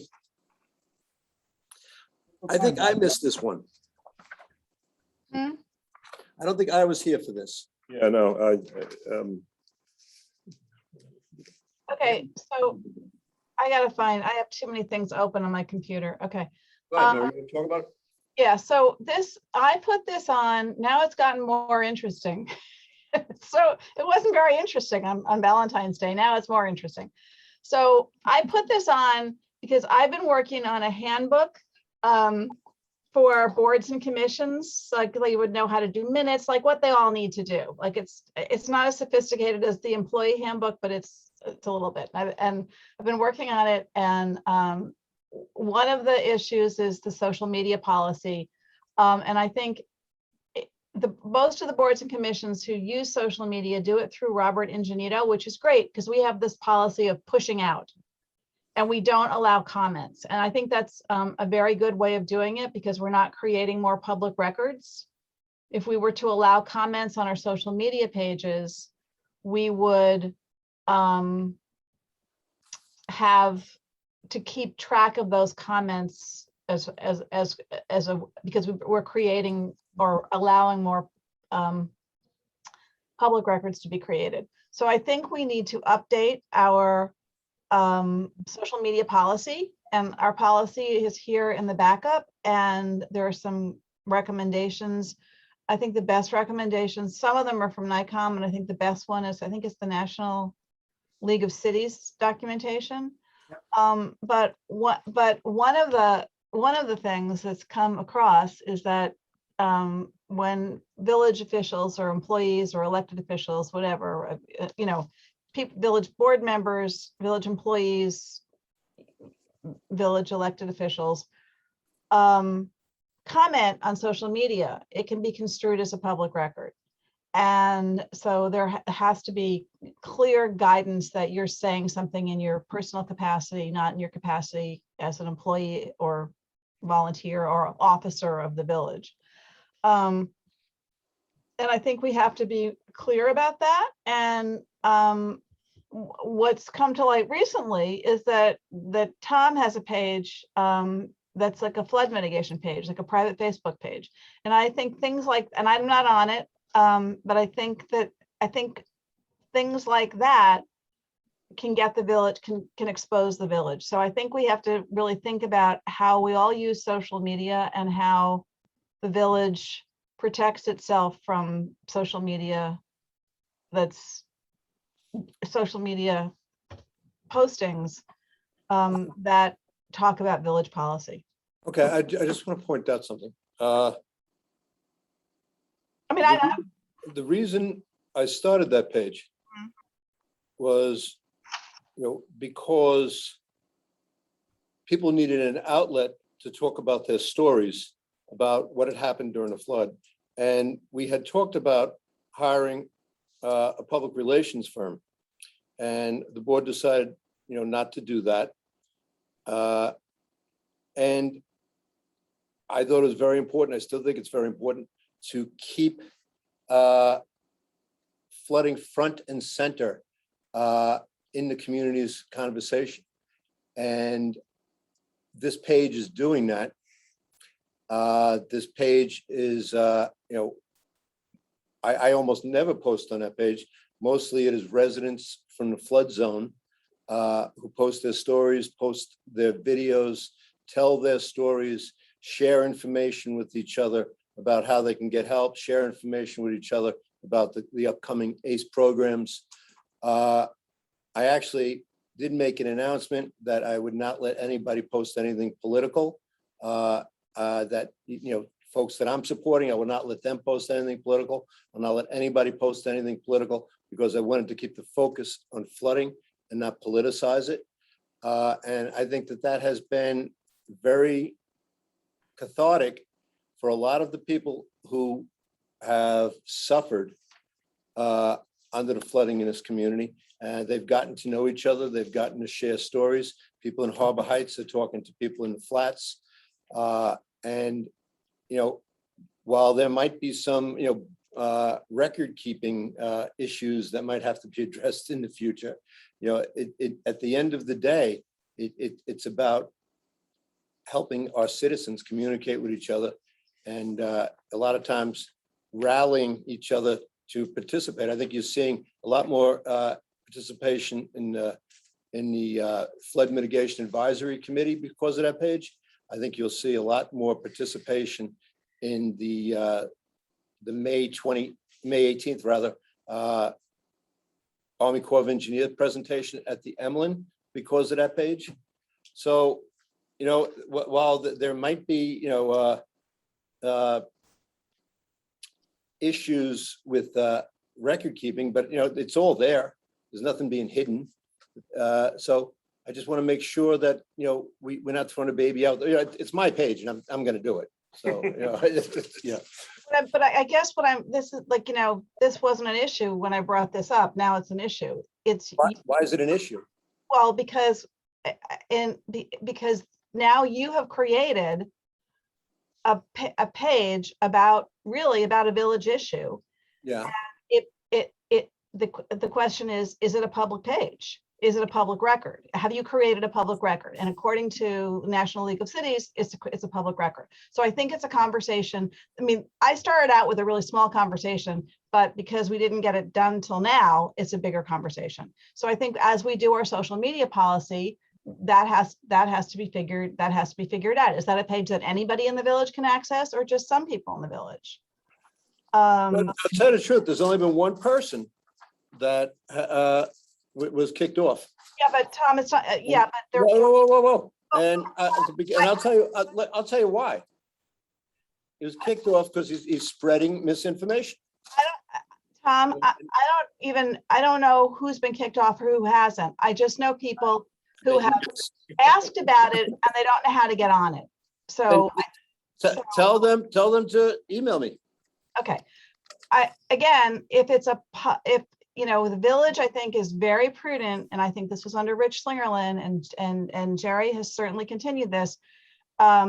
There's no, there's no it's all pushed out. Everything is pushed out on our village pages. We don't take comments, and that creates kind of a wall of not creating village documents. With this page, there may be a gray area where we've created a village document, a village record. So that's, but anyway, but my point about this entire conversation is, I think we need to expand our social media policy so that it's more up to date, that, you know, this was done before Robert worked for us. And now we have this great resource of Robert, who really helps all of the boards and commissions get their message out. Okay. And I think we need to update the policy so that the boards and commissions have it, because I think that the staff knows what to do, but the boards and commissions should be given that guidance. I can tell you this, I'll stop doing it when a judge makes me. May I? Go ahead. Nora, I had this issue at the very dawn of social media with Twitter and with the companies I worked for while I was they were, media companies. And we were told what we could do and what we couldn't. And I said, well, no, you can't tell me what I can say and what I can't, and prevailed. I used to do a thing called Things I Can't Say on TV. And I remember that. which enraged my bosses, but they wouldn't put it in writing to tell me to stop to do it because it's against the First Amendment. So I think that anybody on this board or you wants to say, here's the real deal on a social media platform, I think that's healthy. And I'm not talking about First Yeah. Amendment. I'm talking about creating a public record that can be foiled. And we are operating under a different set of regulations under the open meetings law. So if we create public records, those records have to be made available to the public. It's a different issue. It's not a First Amendment issue. It's a public record creating issue. I think those things, I think once you put it, I always presume once you put it online, it's there forever. It is. Whether it's not whether it's there forever, it's whether the village needs to produce it if they're asked to. Does that, it's sort of a FOIL issue. I would say, go get it. I can It's hear there. the foil coming. It'll be there tomorrow. You want to find it? Go get it. I can see the foil coming. Okay, just let me point out, at 6:45, we have an extensive, what's it called? Executive session. We have lawyers from outside coming at 7. We have issues that our lawyer has to go over. So I was gonna break at 6:45 for that. So then there's 3 items that Sally just texted me that are on for the regular. And they are 2A, 2B, and 2E. Are we doing something with social media? Or- I think we should still continue the conversation. I'm not sure I can do this for the next meeting, but I'll try and draft a policy. Maybe work with Jerry and try and draft a policy. I would think that you'd want to work with the attorney.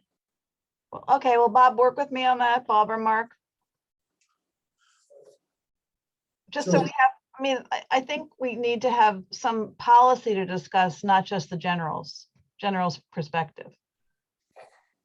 Okay. I don't know, I'm asking, what if, I mean, listen, I'm gonna be honest with you. If the policy is aimed at curtailing what I do on social media, you could say whatever you want. But, I'm an elected official, and as Lou points out, I have First Amendment rights. we're not talking about your First Amendment rights, Tom. Nobody's Well, talking about First. I am. Tom, no one's talking about limiting your First Amendment rights. So that Well, we're talking about how social media posts create a public record that the village is responsible for maintaining. It's simple as that. But that's, okay, that's your contention, and I understand you're vehement about that. But I just want to make sure that that is actually the law. Okay,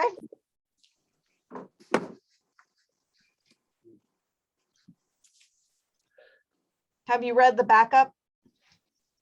Yeah, the backup says a lot of things. I would like, that's why we pay an attorney. It hasn't. No, I have read the backup, Nora, I heard that. Okay, no, good. I'm glad. That's That's kind of like you. But, you know, that's, you know, I read a lot of law, but it doesn't make me a lawyer. Okay. Just to get the stuff out of the way. 2A, contract and supplemental appropriation for emergency dredging of the Mamaroneck River, the Sheldrick River, the Beaver Brooks Swamp, the Beaver Swamp Brook, I always get that wrong, and Guyon Creek. Jerry, you want to talk about this? Sure, this is money that we will utilize to dredge the rivers in several areas that were not dredged since 2011. It's a 90-day objective to get all of those done throughout the late spring and early summer months. And this is, as everyone knows, the cost that will be associated with the emergency dredging that I declared, I think about a month ago now. Not much else to it. Okay, everybody on for, yeah, go ahead, Lou. You mentioned a price tag of $200,000 additional for the contractor? What did you say, 200,000? I heard, I remember that figure. Was that how much you're using, or? No, so what we're using, so if you look at the agenda Mhm. for immediate replenishment, activation, and direction for Village River Maintenance Program, Yes, that's the $200,000. okay, that was. That's okay. our own forces, using our own forces and creating a system. This contract and supplemental appropriation is well over $1 million. Okay, but because it seems like, from what I've seen, it seems like almost an endless task. No, it's not endless. What we want to do is we want to get, if looking at the rivers and seeing what we've seen when we did our initial inspection, which wasn't too long ago, probably 2.5, 3 months ago, there are areas that have significantly silted up Mhm. and built up, and we want to get those areas addressed so that we're not continuing to have in a 2.5-inch, 3-inch rainstorm, which is I don't know, let's call it a 5-year rainstorm. We're having flooding now in a 5-year rainstorm.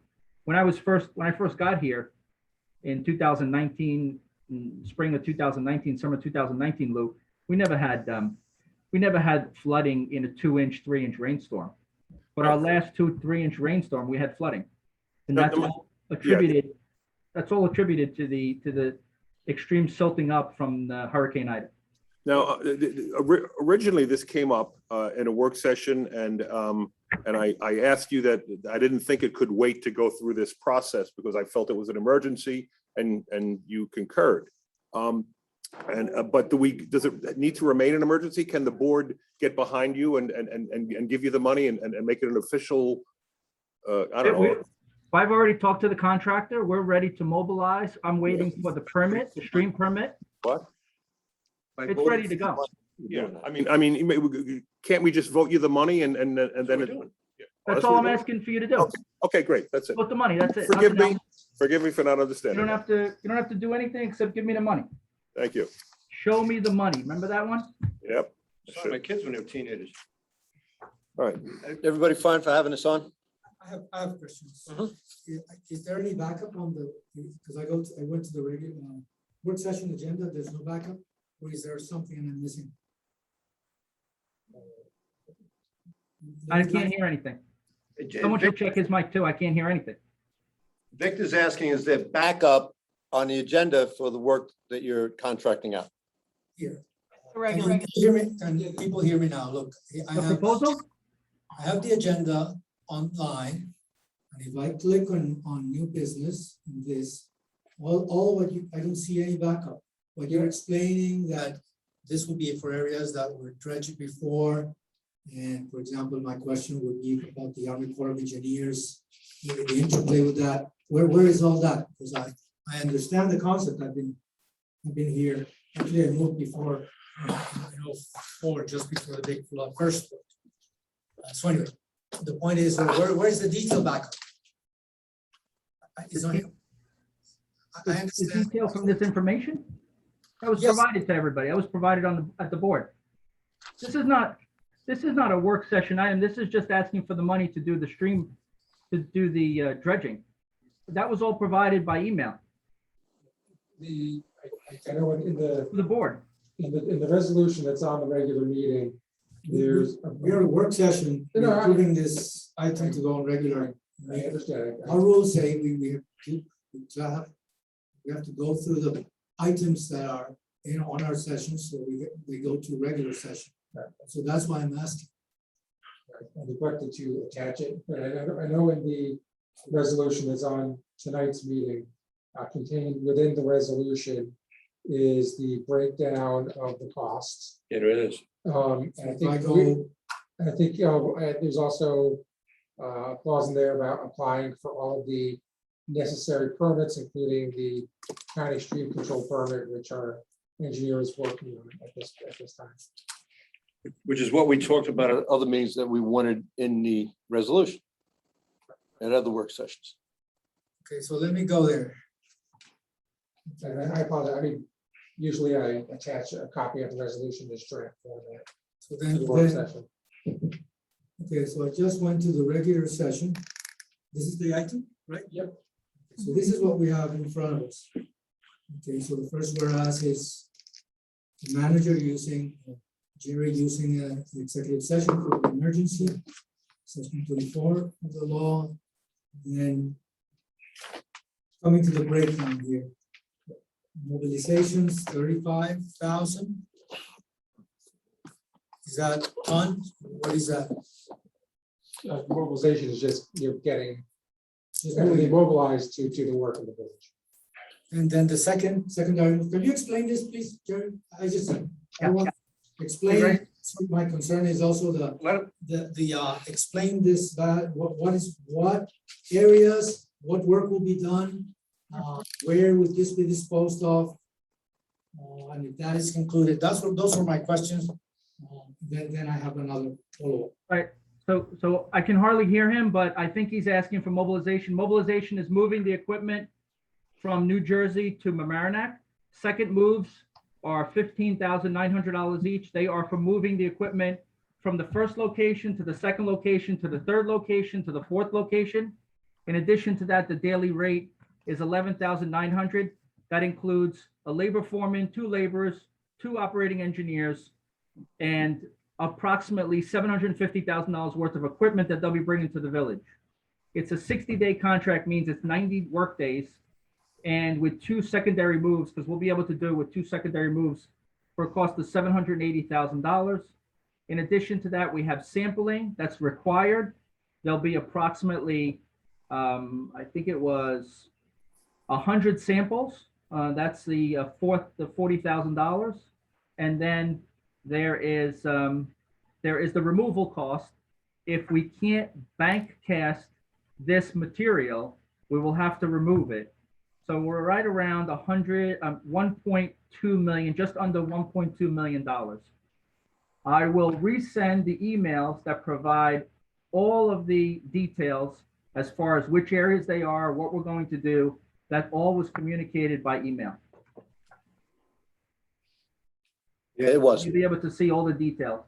But my concern, and I know probably this is something we need to clarify.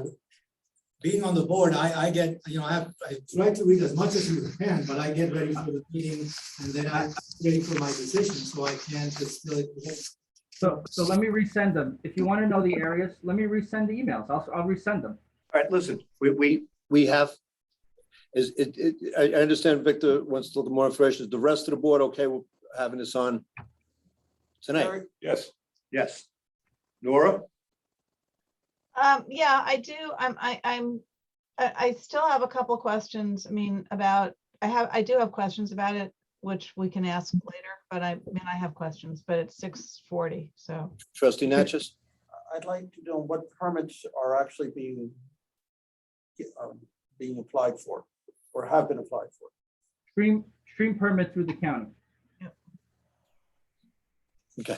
That's the only permit. And our engineer is working on that with us. Okay. Solid session. Then I can't support this because you need DEC permits and you need Well, 4 let me- permits. So So when the county advises us that we can't go into the streams because all of these DEC permits under the emergency declaration, because this is an emergency declaration, we will secure all the permits. We will not work without permits. But the last time we did this, we had one permit, only one permit we were required to secure. So I promise you, we will not do this work without any outstanding permits that need to be obtained. But we cannot hold off this project any longer.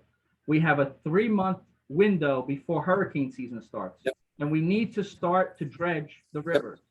I'm pushing this along. I'm pushing it through the executive's office. I'm doing everything I can. All I need now is the appropriation blessed by the board. Since it's an emergency, I don't even need the board's appropriation, but you know my style. I come to the board to ask for everything. So this needs to move forward. I promise you, we will not proceed without the permits. Just like we received the permits for the docks that you asked for, incomplete, we will obtain these permits, which is only the county stream permit. Okay, you have 3 people. It's on for tonight. People can vote their conscience at the meeting. Thanks. One follow-up quickly, very important. You said, and this is for council, says that under the executive law, we would not need the board's approval for these appropriations. That Jerry just said that. Is that your understanding? So if the board wouldn't move this appropriation and contract, because more than the appropriation, the issue of contract is something that concern.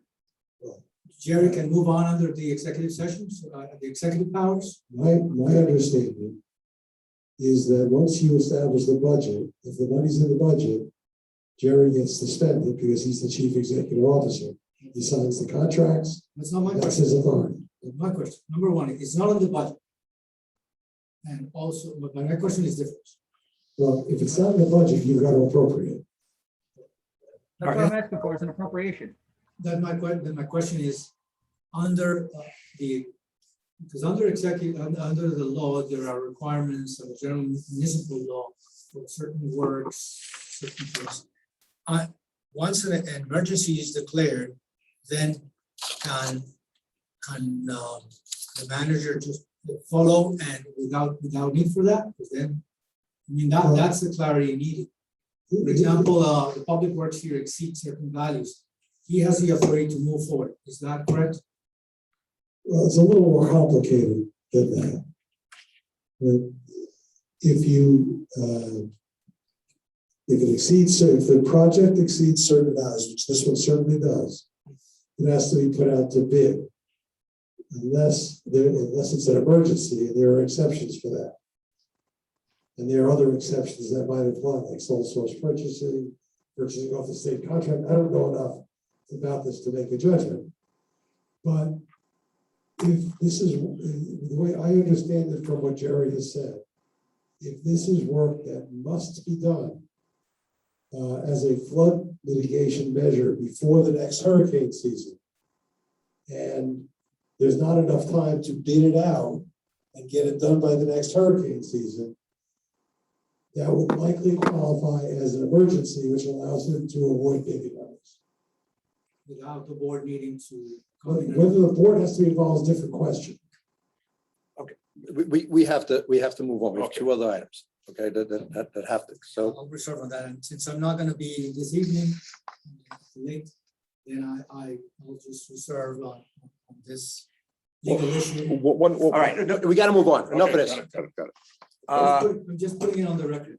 Yeah, okay, travel authorization for Lieutenant Mark Gatta. It's on for the regular meeting. The chief is allowed to authorize travel up to $1,500. This trip is costing $1,555. So because it's $55 over $1,500, it has to go to the Board of Trustees.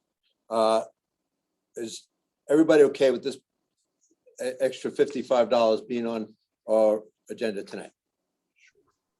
Time sensitive. Okay, it's time sensitive. The last item is on for May 23rd, but if we don't get it done tonight, we can't get it on May 23rd. This is purchasing of a front end loader. Who wants to speak to this? Well, Mayor, it is on for May 23rd for work session. It is not on May 23rd for a regular session. Because I spoke to, tonight? I spoke to James earlier, and he will attend the next meeting to talk about it in work session, sir.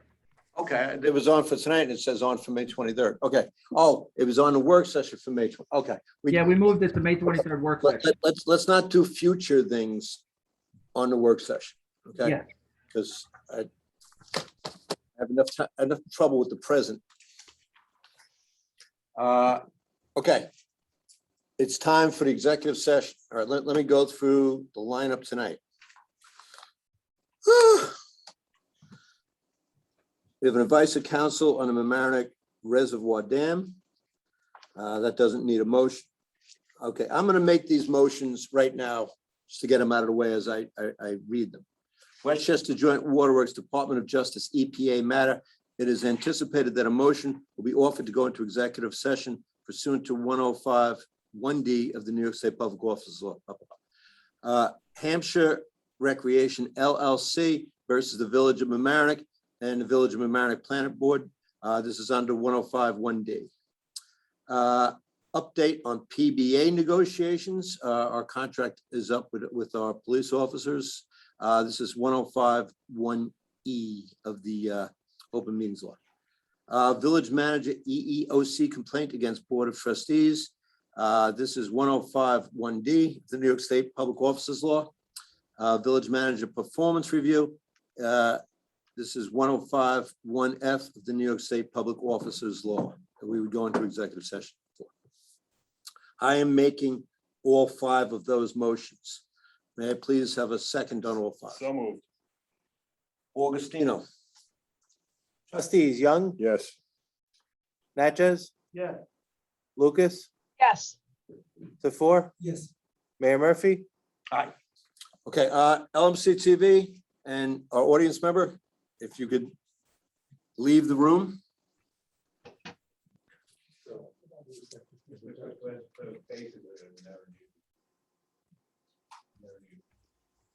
Working on me is over. When we come back, we'll be opening up the regular meeting, 8 o'clock. 8 o'clock.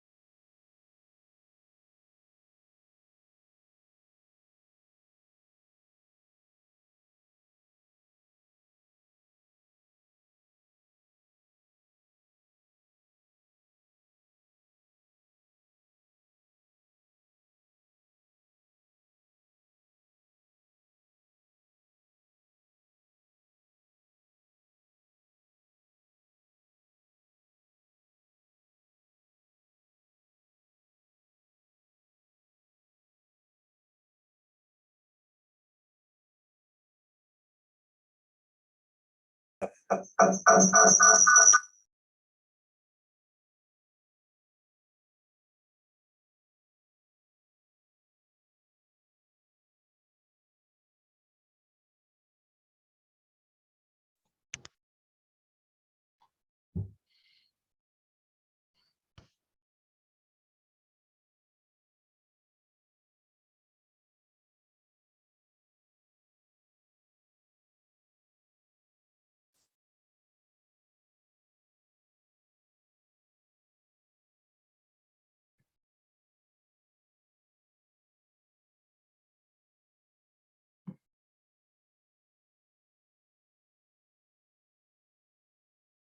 Nora, can you hear us? Yeah, can you hear me? Yes, ma'am. Hi. Hi, Nora. Okay, looks like it's 8:15. All right.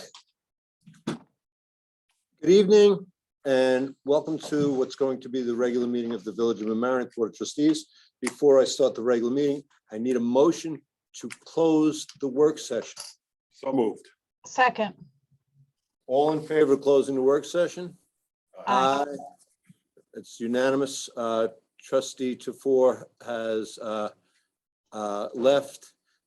Trustee Lucas is not on the dais, but she's attending via Zoom, which is permissible under the governor's emergency order.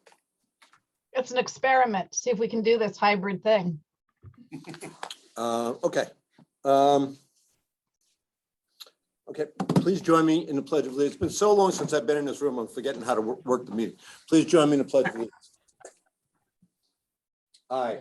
Pledge allegiance to the flag of the United States States of America and to the republic for which it stands, one one nation, nation, under God, indivisible, with liberty and justice for all. Thank you all. Okay. I need a motion to open September, May 9th, 2022, Village of Mamaroneck Board of Trustees meeting. So moved. Second. All in favor? Aye. Aye, okay. Thank you. All right, just let me get my agenda out here.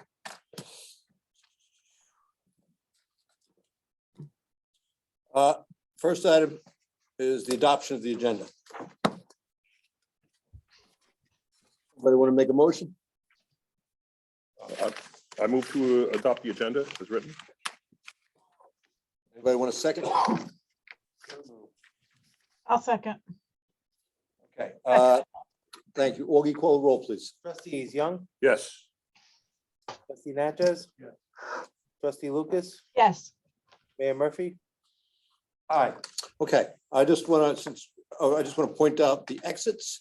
There is an exit on my right where Sergeant Galvin is. There's an exit on my left. Hopefully, we will not have to use the emergency exits, but if we do, please file out in an orderly manner. If you have an electronic device, and who doesn't, please silence it. I used to tell folks to turn it off, but those days are over. Please silence it. Okay, trying to silence mine. So lead by example. Okay, I just want to, because we're in a new room again, just want to explain the ground rules. The first item on the agenda tonight is communication to the board. You have a limit of 5 minutes where you're going to enforce the limits. The audit of the bills, the limit is 5 minutes. New business, which I think everybody is here for a particular item on new business, so we might call that first when we get to new business. And that comment is 3 minutes. And then again, at the end of the evening, there's another communication of the board, limit 5 minutes. Oh, you're doing the timing, right? Yes. Okay. Does anybody like to communicate to the board at this time? Okay, let me go to the folks playing at the home version. Augie, can we see who's on the home version? I see hands raised there. I can see it if you want. No, Augie got it. Okay. Let's go to Bernie. Bernie, could you just identify yourself, please? Bernie Camarda, 904 Ralph Avenue. Well, Mr. Camarda. How you doing? I have a few questions. I want to bring up the dam, the Mamaroneck Dam, seeing that we found out that Mamaroneck owns the dam now. And I'm wondering what's going to go on from here? How is this, what's going to happen? Are you going to have an engineer look at it? You're going to have a hydrologist look at it? Both? Are you looking at blowing this thing up and starting anew, which I think that it needs a higher dam with working gates? Is there some kind of federal loans that you guys can get to pay back the government if this has to, if the dam needs to be raised and to hold back more water? My next question was May 18th, the question and the answer. I know you have to go online and you have to put your answer down, but I was under the assumption that we can go to the meeting and, go to the podium like we're doing now and ask our questions. Cause I don't have just one question. I have like a ton of questions for them. And one of them is that I looked over the plan that they proposed in 2016, and the Mamaroneck watershed and Sheldrake watershed is approximately 24 to 26 square miles. They only did a study in the confines of Mamaroneck and the Sheldrake River. They never looked at the reservoir. They never studied anything about the reservoir. They talked Mamaroneck out of not doing a dam and a reservoir because it wasn't going to be cost effective, which in my mind is just crazy. I was reading the reports, like they're thinking if they build a new dam, that the outflow of the dam for a 100-year flood is going to overflow the riverbeds, but they're going to fix the riverbeds. That was my next thing. And then to change the subject altogether, but I'd like an answer. The bridge at the Post Road. I noticed that they're making the bridge smaller. I'm wondering who made that decision. Was it an engineer? Was it a hydrologist? Was it both? I just feel like we're trying to fix the rivers here, and then they're trying to take out bridges, footbridges, and then all of a sudden they're enclosing this bridge up and making it smaller. And then my last thing is there an update on the county and the other municipalities participation in this flood effort that we're doing, like Harrison? Are they coming to the table? Are you guys talking to them? Or are they talking to us, or they're ignoring us? And like, what's the county doing? Are they thinking about the reservoir at all? Or is anyone thinking about this reservoir? And that's my last question. All right, just for the village does not own the dam. The village is responsible for maintaining the dam, just to clarify that. Okay. I'm going to let Mr. Sonoff speak about the bridge over Mamaroneck, over Post Road. Dan? That's a project that's being done by the New York State Department of Transportation. I don't think they are narrowing the bridge. They may be working the river to install cofferdams so they can work around the abutments. No, they're making the bridge smaller. You could see the forms. I could see the forms. I mean, they're going to eventually going to pour concrete. I could see the rebar work there, and it's protruding into the river. I can check. That's what I'm saying. Who was the engineer or hydrologist or engineer / hydrologist that's okaying this?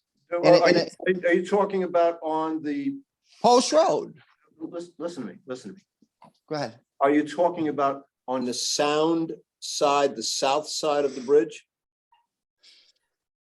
It doesn't matter south or north. What they're doing is the river goes underneath the bridge, and the bridge was let's say it was 30 feet wide. Now it's whatever it is, it's gonna be 3 feet or 4 feet on one side, 4 feet on the other, and they're making the bridge smaller. So the opening of the bridge is gonna be 8 feet less, so it's gonna be 22 feet. I don't know the exact numbers, but I'm just using round numbers. So if it was a 30-foot bridge, it's Okay. gonna be a 22-foot bridge. I'm wondering, and I don't know, we'll check on this. I don't have the answer, but I'm wondering if what you might be seeing is the support for the sidewalk that is going to be over the attached to the bridge that's now going to be on the south side of the bridge. No, it's not that. It's inside the confines of the bridge itself. So if you were in Mamaroneck Harbor, if you were on a boat in Mamaroneck Harbor and you were looking through the tunnel into the river from the right side of the bridge and the left side of the bridge are moving in. And the other question is did the did the Army Corps of Engineers approve this? But Dan, I mean, I'll check it, but I think it sounds like it may be copper dams, but I'll check. explain what a Okay. copper dam is. During the process of getting permits, New York State objected to the proposed design, which was to narrow the bridge by putting riprap into the water, which would have narrowed the actual flow Flood area. Okay. I do not know what the was. I know that held the. I saw rebar in the water Bernie, up against the Bernie, side. Bernie, let other people talk and answer. Don't keep Okay. yelling out. But he's saying riprap. I'm Bernie, just saying, okay. Bernie, stop. Go ahead, Dan. It held up the permitting process for 6 months. I do not know how it was resolved. The Corps did review the project, which had the original narrowing slightly with the riprap, and said it would not have any effect. Whether that's true or not, I can't tell you. All I know that was the answers to the questions that were raised during the design process. All I right, this don't is- know what they finally ended up with the DEC. Thank you, Dan. What were you going to say about the cofferdams? Well, it doesn't sound like copper dams. Okay. You usually, if you're doing any work around the abutments, you install copper dams to dry the area out so you can. Okay, so can we get some answers to that? Okay. We'll get some answers for you, Bernie. Okay, what about the dam and what's the approach on the dam? Federal, We don't you're have, getting an a engineer or you're Yeah, getting a well, hydrologist to look at this thing? we're hiring an engineer, Dan, Bernie. We don't But have, is he, a- but is he a hydrologist too? we don't have a plan right now. Okay, there's no plan for the dam. Right now, we don't have a plan for today. Okay, what about the county? What about the update with the county? Are you talking to the county? I know the last flood mitigation, We were they talking- had, they were trying to get everyone to sit down at the table. That was the last that I Okay. heard of it. And I'm sure they will, but we have to move on. Thank you. Okay, Okay. Mr. Quiros.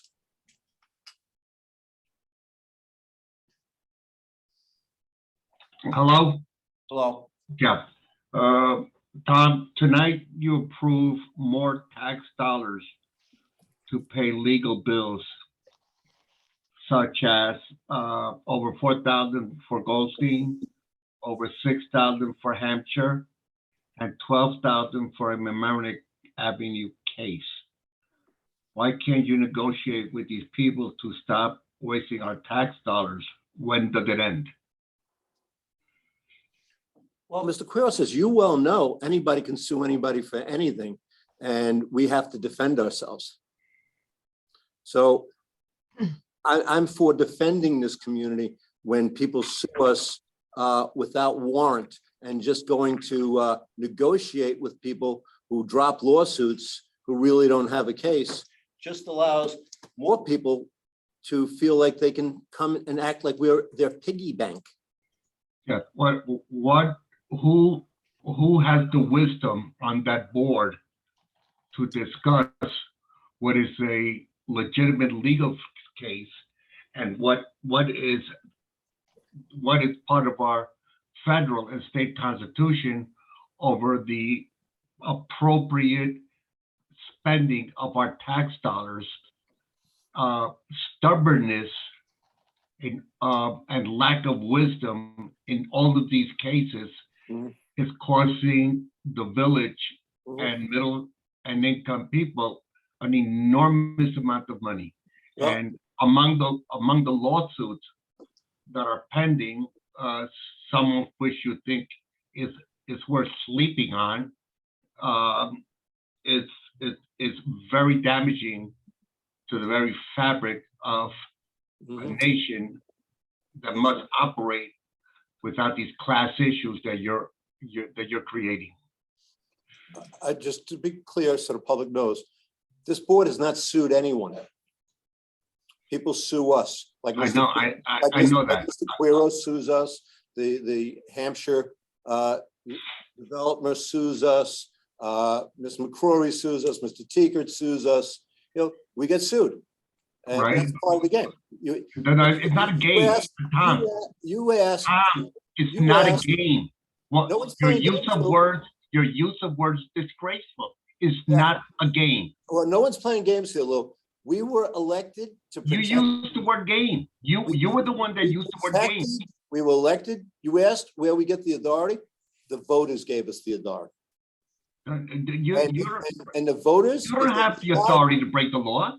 I don't believe any of, if you think we're breaking the law, the judge will decide that, Lou. Yeah, You're and so far they've decided against you. okay. I'm not gonna argue your case, No, we're not arguing my case. We're arguing all these cases. okay. Thank you, Mr. Quiros. All right, moving on. $9,000 to do this. I can't believe it. Order of bills, resolution authorizing budget transfer over budget personnel lines. Okay, I'll get to this one next. Item 2A, I'll add this later on. This has to be added. This is taking $92,000 from employee benefits and FICA Medicare and $19,000 from village manager personnel, and we're putting that money into street maintenance personnel and recreation personnel. Village manager, would you like to speak to this a little bit? The 5110 street maintenance personnel, that's for an individual who is out sick. And then for the recreation personnel, that is the portion of the individual who works for my office as well as works for recreation during the peak season. Okay. Any questions or concerns from the board? So the second one is just reallocation of the time, not adding. Correct. Reallocation. The money's already there. It's being moved from 1230 to 7140. Okay, I need a motion. So moved. Second, Second, thank you. Call the roll, please. Thank you. Trustees Young, Yes. Natchez, Yeah. Lucas, yes, Mayor Murphy, Aye. Budget transfer, police department, permanent personnel to police department overtime. And I guess this, we have police department positions that are at the current time unfilled. So there's a savings there in the budget, and we are transferring that money to the police department overtime line, $175,000. Any questions or concerns? The 175,000 is for staff overtime on village business, or is it having to do with traffic control? It says right here, whereas additional overtime has been needed to cover both staff shortages within the village's police department, because we don't have enough officers at the time, and an increased need for police traffic details for both outside vendors and village-run sewer projects. We've been doing a lot of sewage work all throughout the community, and we provide an officer when it needs to be made safe for vehicular traffic and for pedestrians. I understand that. What I was trying to get is what percentage was to what, It's not delineated here. if that could be provided to us later on, I'd appreciate it. Okay. To go that with that issue. I need a motion? So moved. second, Augie? trustees Young, Yes. Natchez, Lucas, yes, Mayor Murphy, Aye. I need a motion to add another resolution that came in late. So first I need a motion to add an item. So moved. All in favor of adding the item? Aye. Okay, this is a budget transfer to fund overtime lines. It's $169 from the Village Justice Training and Conferences to the Village Justice Equipment line. $2,212 from Central Printing to cover quarterly charges for copiers. So contingent to contract service. Marine Education Center to cover invoice from Vinnie Pinstriping. That's $430 from the equipment line to printing and stationery. And then the last is $3,600 from contract services to office furniture. And this is for the building department purchase of file cabinets from Tri-County Payment on receipt. All in all, this is a transfer of $6,411. So I'll make that motion. Second. Augie?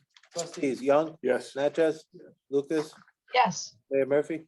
Aye. Thank you all. The next item on the agenda is the manual bills. And right now it amounts to $11,602.29. And most of these are Westchester Joint Waterworks bills. Anybody have any questions or concerns? I need a motion. So moved. second, Okay, Natchez and Lucas. Augie, please. Trustees Young, Yes. Natchez, Yes. Lucas, yes, Mayor Murphy. Aye. Thank you all very much. Okay. The next item on the agenda is the regular abstract of audited vouchers. And tonight's grand total is $613,000, $613,088.03. Any questions or concerns? Couple of questions. Go ahead, Dan. Speak into the mic, please, Dan. Can you hear me now? Yeah. On page 8. 1, 2, 3. Now I can't hear you. Fifth line up, the bottom of the legal of the Abrams bill, Romanek Avenue LLC. Can you tell me what that is?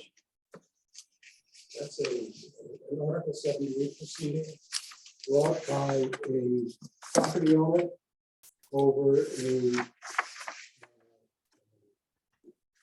setting aside over a order to vacate. We were able to resolve it, but it was a very difficult negotiation. We had to go to court once to get her to agreement, and but we did. It was resolved. It's now completed. Okay. On page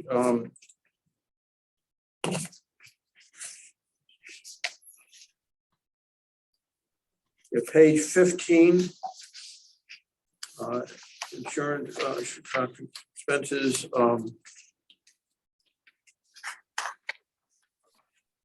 There's the sanitation vehicle, 16,679. Is this an IDA issue or is this something different? Not an IDA issue, a separate issue. We need to replace our sanitation vehicles. Unfortunately, well, fortunately for us, we have one on order. Unfortunately, the oldest one continues to break. Okay. Anything else, Dan? Yeah, one more. Okay.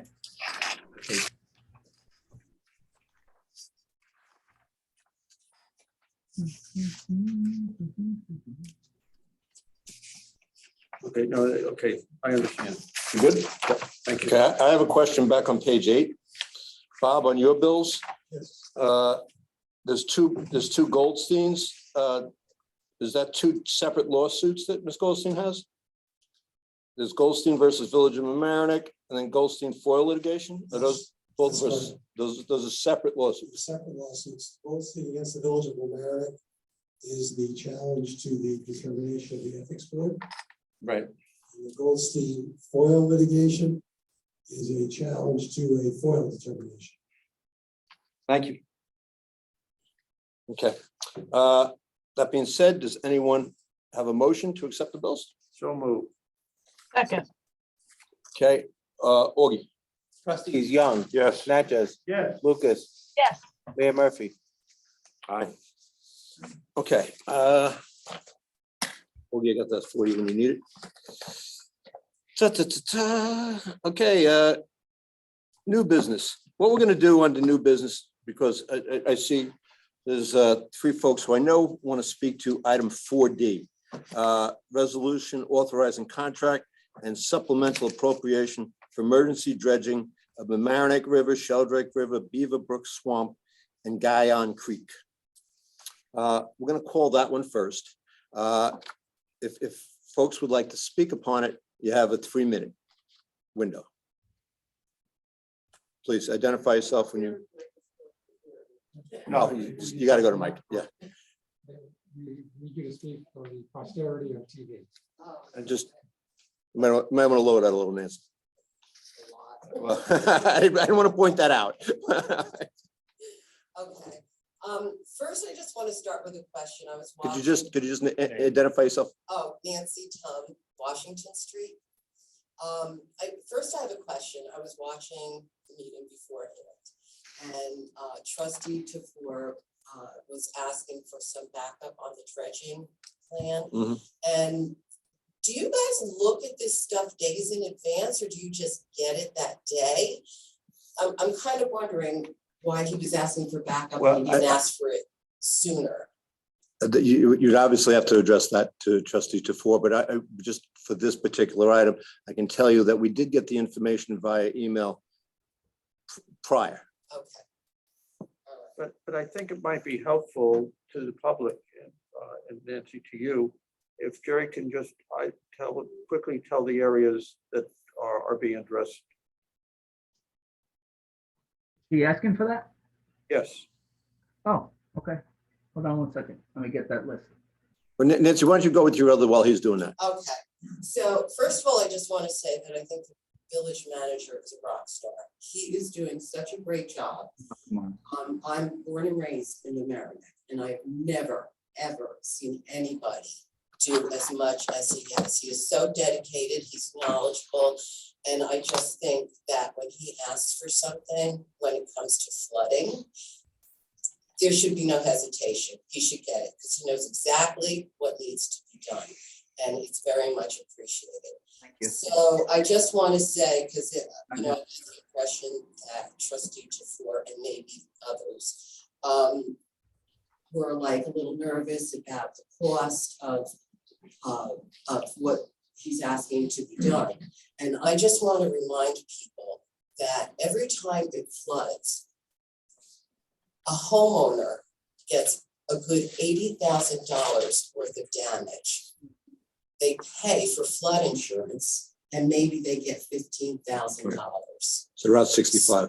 Yeah, so they are paying out of their pocket every time it floods, 65,000, if not more, aside from dealing with the dirt, just everything, the pollution and so on and so forth. So I'm really begging everybody on the board to approve what the village manager is asking for. Thank you, Nancy. Jerry, could you just, for the audience playing along at home and those here in the studio, just talk about the areas that are going to be dredged? The first area, and I'll start from the Harrison line and move into Washingtonville and past. But the first area is what I refer to as the Grove Street area. That requires county access. That's county property along Grove Street that has accumulated significant silting and stones, what look like goose egg sized stones underneath the 95 bridge. From there, it's the Mamaroneck River from First to the Hillside Bridge. We had a small area that we looked at Anita Lane originally, but that doesn't seem to be a problem. The area around Budwalker Park along I-95. We also have been working with DPW. Actually, they're doing the handwork from Rockland Avenue to the DPW salt shed. The additional areas that we'll look at to see the possibility of dredging, mostly on the Rhinebeck High School side, will be the Beaver Swamp Creek, and of course, anything that we can get into on the Guyon area, which may have some sensitivity issues. So unfortunately, I'm gonna have to do that last to give myself enough lead time to deal with that, that concern. Those are the areas that we'll be doing. Obviously, the Corps is coming in and doing many areas other than those areas. No sense in us doing the areas that the Corps is gonna come in and deepen and widen. We'll work with our dredging contractor to do the areas that they're not going to do. The reservoir for Bernie's edification is not on this list. However, it could be on this list. But that's going to take some conversations. And I know he wants us to talk to Harrison and the town of Mamaroneck. The town of Mamaroneck, in fact, owns part of that as well. But that's going to be something that we're going to have to look on maybe in the fall and see what we can get done. Okay. Thank you, Judge. Thank you for that edification. Anybody else want to speak on this subject?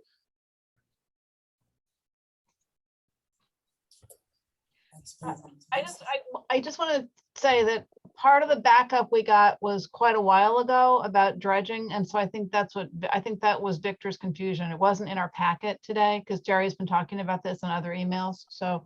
Yeah, but I don't recall getting an email over the weekend that there was stuff missing, and I wish. No,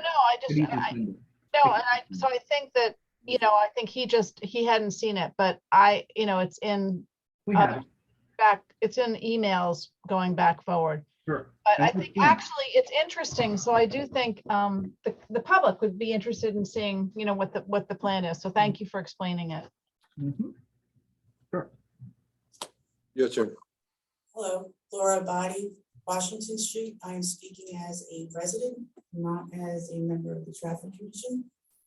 I am speaking on the situation at hand as far as dredging, long-awaited dredging. Far and away dredging that hasn't happened in many, many years. Dredging that cannot be stalled whatsoever for any apparent reason. There's no reason. Couldn't find it. Wasn't coming tonight until I heard that we had Q&A and question and concern and even a thought process to possibly stall any situation or any holdback. When it rains, there is no stall. It fills my basement. It takes away my peace of mind.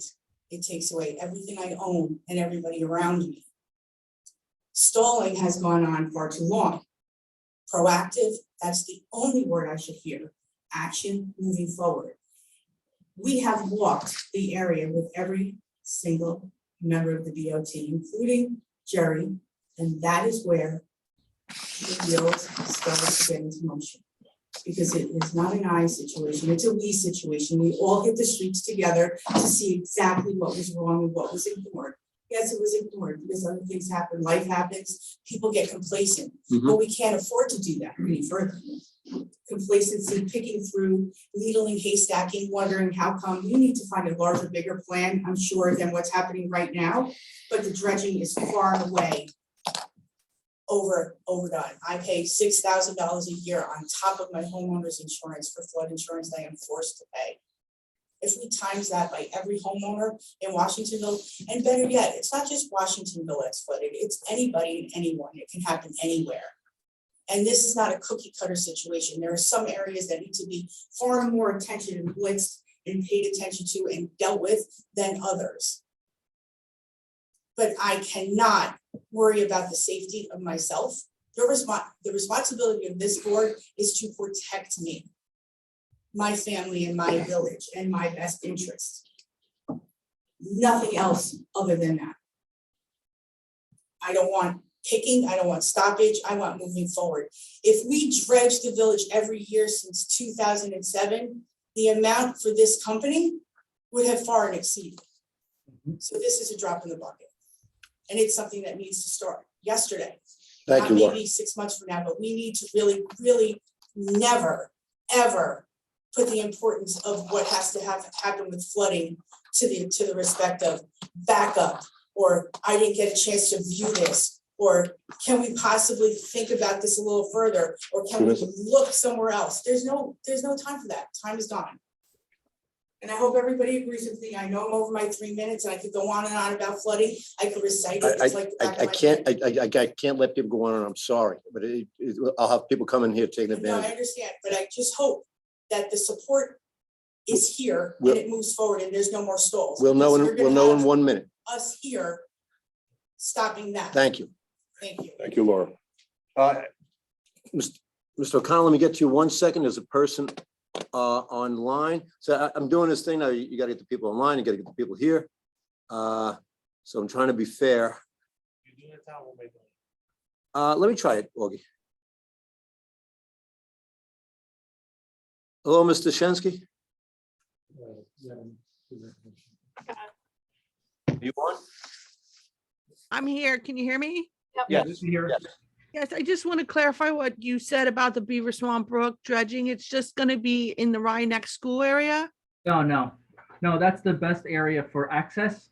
But we'll be looking at that entire, but Sue, truthfully, I haven't looked at it personally myself yet. But I have looked at personally the Rye Neck High School side. So that's why I spoke about it, but it'll be the entire area. Look, if there's water running through it, we're going to go look at it and make sure that it's dredged if it needs to be. And we might need to ask homeowners for access, right, Jerry? Right, so that's gonna take a little time because we need to come up with agreements. If Mr. Sarnoff could tell you, and I won't because he tells long stories. But we had a couple of months where we tried to get an agreement with an individual to fix his wall, our wall on his property or access from his property. So that's gonna take a little time. So what I'm gonna try to do is get into the areas that are gonna be most beneficial as quickly as possible, which is our own property, as well as hopefully county will give us the permission, and then move into the homeowner permission portion of this project. Yes, you can, let me know and I can help you go around and talk to neighbors. You can also go through my backyard. Yeah. And I'd be interested to know whose wall that you fixed, because they won't fix mine. So, Mr. Sarnoff will tell you, but we're not allowed to call on him right now because he tells long stories, but he'll let you know. Thank you, Sue. Thanks, Sue. thank I'll you. be around. And do you know what the time frame that you're gonna get to Beaver Swamp Brook In the fall. in the fall? Thank you. Okay. Mr. O'Connor?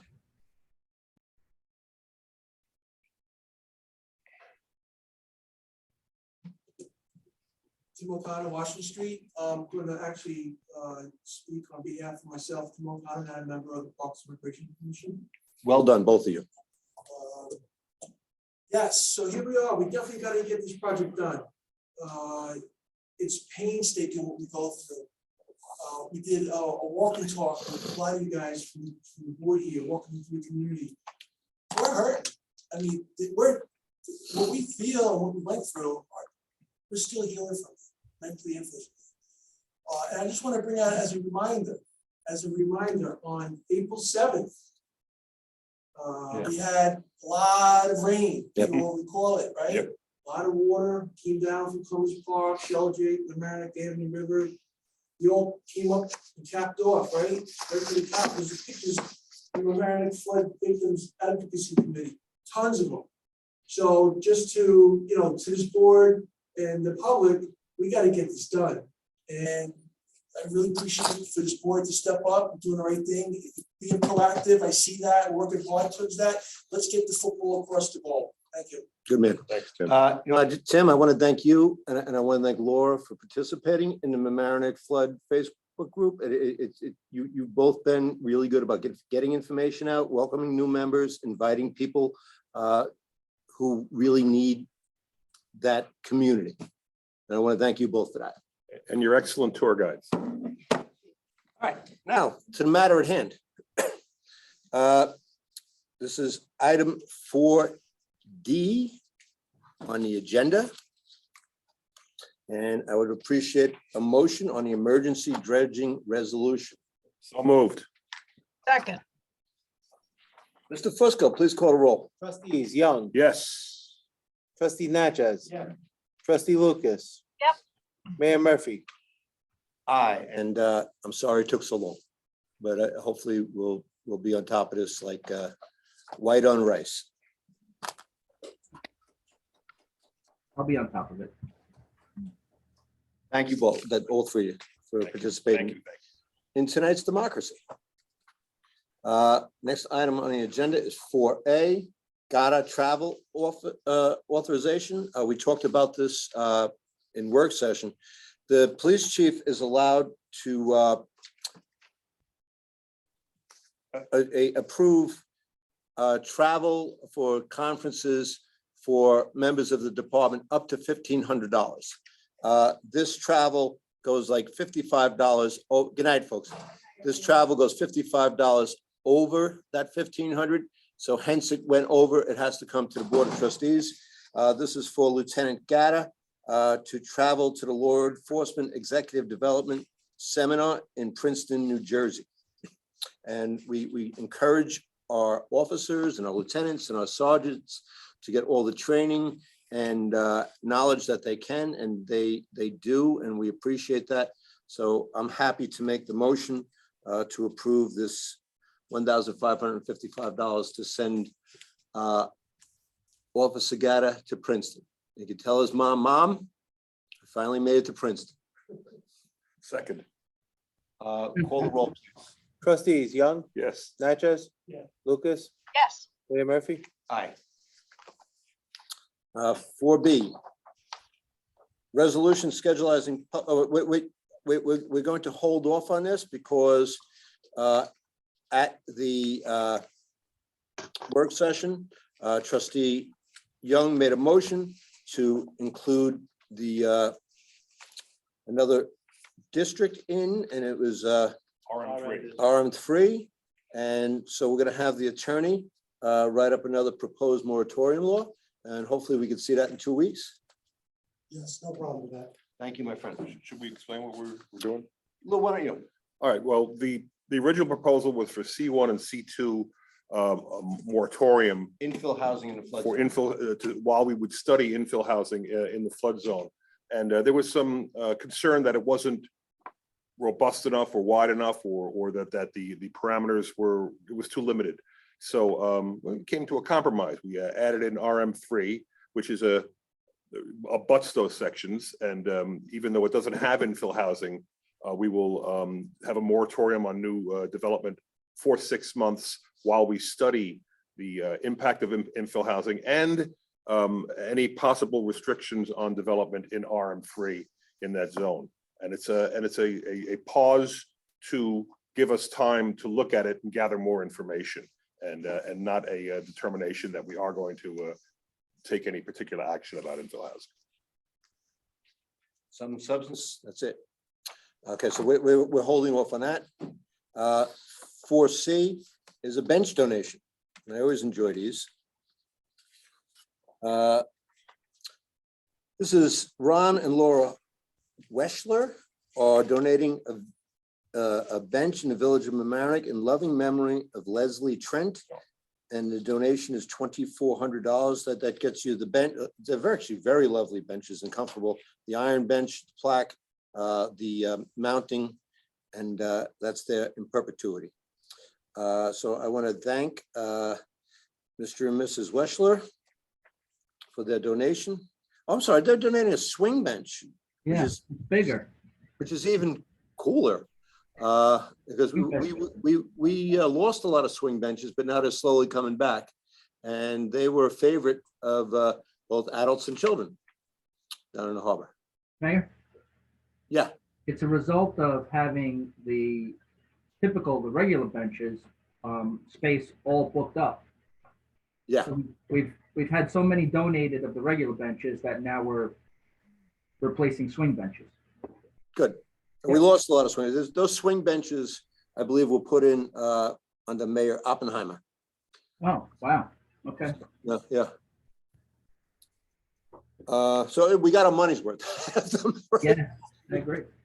All right, I'll make that motion and thank the family. Second. Call the roll, please. Trustees Young, Yes. Natchez? Yes. Lucas, Yes. Mayor Murphy? Aye. We did 4D, which brings us to public comment again, is that right? Yep. Public comment, nobody in the audience, nobody hands up. The bodies went home and got on the call. With dedicated folks. Report from the village manager. Mayor, so I have one item to file for the record, and that's the comp plan update from Harvesty and Hanover, Mr. Desai's firm. I also have another item that I wanted to read off, but I'm sure I'm not going to be able, we did have communication earlier today from Deputy Commissioner Delamita, who is the Deputy Commissioner of Public Works and Transportation for the County of Westchester. And he was very happy to inform us that the bridge at Mamaroneck Avenue after the S-bend is wrapping up. And that will be completed very soon and opened up, and hopefully that traffic situation there is dealt with. I think, of course, he was under the gun, or at least the contractor was under the gun in order to get it done, because the county will be coming through, I think, the first week of August to pave from Bryant all the way to the railroad bridge in Mamaroneck. And Jerry, I just want to thank you because a while back, folks who live up in Saxon Drive called me up, and they were rightfully complaining that the contractor had storage stuff and equipment that blocked their view out of pulling out, and there were other obstructions to their children walking. And I called you up about it, and within a couple of days, everything was all rectified. Yep. And the folks up on Saxon Drive were happy about that. Yep, I was glad that they cooperated. That was good. You made them an offer. Minutes, commissions, boards, and committees. No. Oh, sorry, Mr. Clerk Treasurer. Yes, Mayor. I'm sorry. I don't want to steal your time. First half. He's not Just a easily reminder, confused. just a reminder, first half village taxes are due June 2002. GP parking permits will expire June 1st, 2022. That is all, Mayor. Thank you, buddy. Mr. Village Attorney? Nothing from me tonight. Okay, So, I'd like to ask Bob a question, go ahead. or Mark, about your opinion regarding the maintenance agreement on the dam. So if I understand it correctly from what you have said, maintenance that is outlined in the agreement is the village's responsibility, but repairs, taking down or rebuilding is not covered in that agreement. And that agreement also is able to be eliminated whenever the village wants to, as I understand it. I'll defer to Mark on this. I don't recall that being the substance of it, but Yeah, I don't recall that either.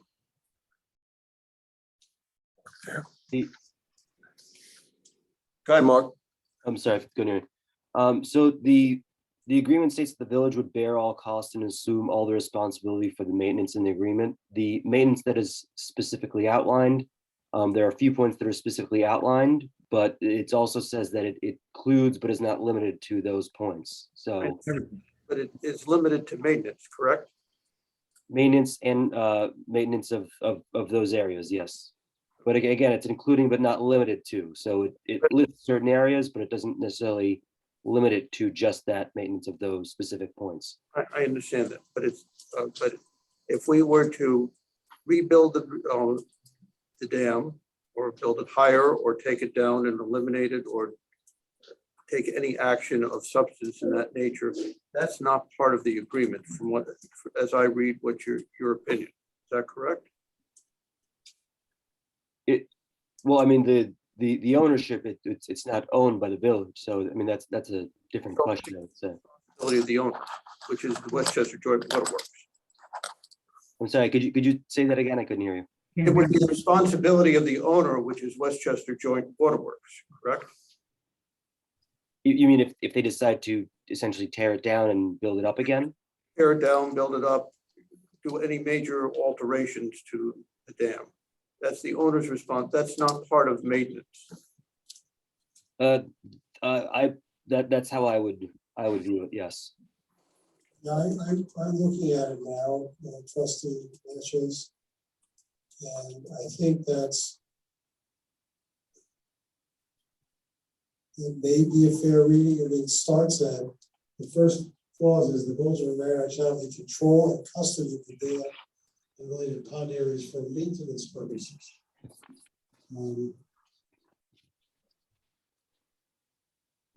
I agree with I Mark. think an argument can be made. Mayor, can I ask the question? Let Bob finish. I think an argument can be made that control and custody means more, but it does say for maintenance purposes. I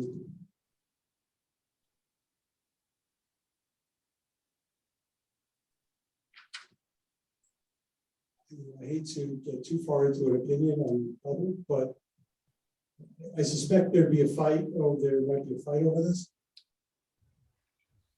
What were you saying, Jerry? So I was out there with the engineers and our staff from DPW, and the dam requires repair. Is that maintenance? Because I would assume that while we're repairing something, we are maintaining it and keeping it in optimal condition. So repair has to be included in the maintenance. That's what we're focused on right now. That's what the emergency declaration is focused on. And when we spoke to Mr. Smith at the DEC, he was very encouraged that we were having a conversation about not only dealing with the violations, but also repairing the dam. I have no problems with dealing with it. The question is, there are legal issues involved here. We don't own the dam. And we're required to repair it, right? That's what I need to know. I'm not sure that I would agree with you. It depends on what you're talking about. Minor maintenance, maybe a minor repair, I don't know. But the word repair, in permitting is a much different thing than maintenance.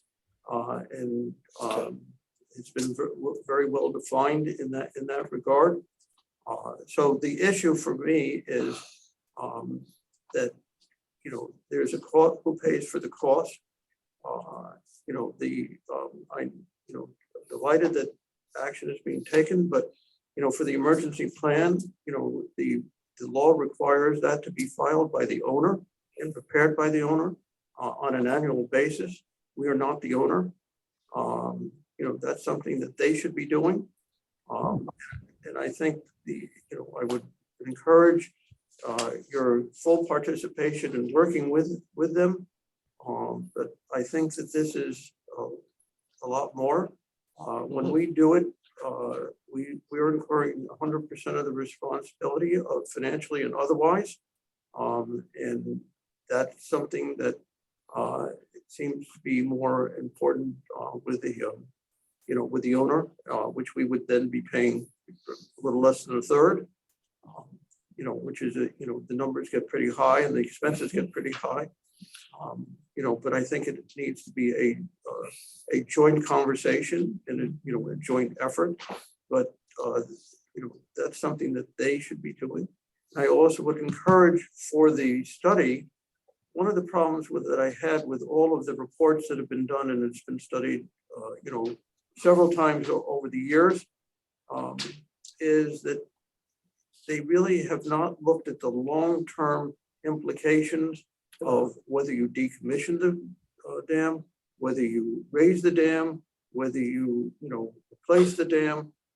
There are lots of issues, both pro and con, with the different options.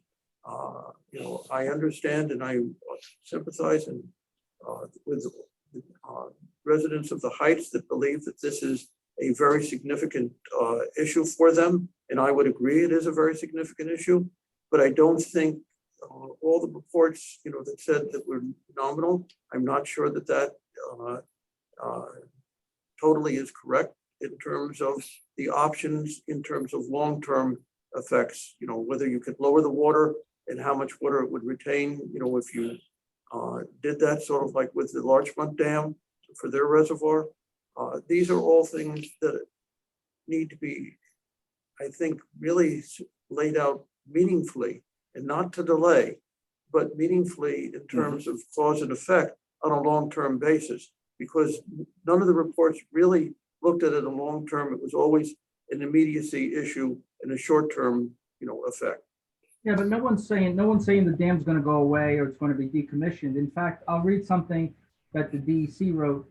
The department assigned to the dam a condition rating of unsound deficiency recognized via the December 7, 2018 letter from Mr. Alam. The condition rating was due to the dam's inadequate spillway capacity and deficient structural stability as revealed in the 1981 Phase 1 report, 1981. Violations of New York State regulations and lack of maintenance at the dam. So now, are repairs? Okay, let me interject something. I guess, what we have to be cognizant of is that if we were supposed to be doing maintenance every year for the past since 1981, and I don't know the record, but if we haven't done any maintenance that we were required to do, it puts us in a bad situation. That's why we have the violations, right? Can I just suggest to the board that maybe this is not a discussion to be held in a public meeting? You may need some advice of counsel. Okay, we'll cut it off here. Thanks, Bob. Okay. Also, do we, on the reports of the manager, Jerry, do we have any update on the Army Corps of Engineers? They're coming on May 18th. That's it. Okay, let's just move on. We're going backwards. Minutes, boards, commissions, and committees. Minutes of the Board of Trustees budget work session of April 5th and 12th, work session and regular meeting of April 25th, 22. Minutes of the Arts Council of April 4th, 2022. Minutes of the Board of Architecture Review of April 5th, 2022. Minutes of the Budget Committee of March 1st and April 5th, 2022. Minutes of the Tree Committee of March 10th, 2022. Your motion to end the meeting? So moved. Second. I would like to ask our manager on the reports of the manager a question. Well, you weren't asking during the reports of the manager. You waited to his reports to the village attorney. You asked him. We're not going back. Ask me All in tomorrow. favor? All in favor? All in favor? Aye. Aye. Aye. Good night. Okay. Going backwards. There's important questions. Then that have pay come up. attention to where we are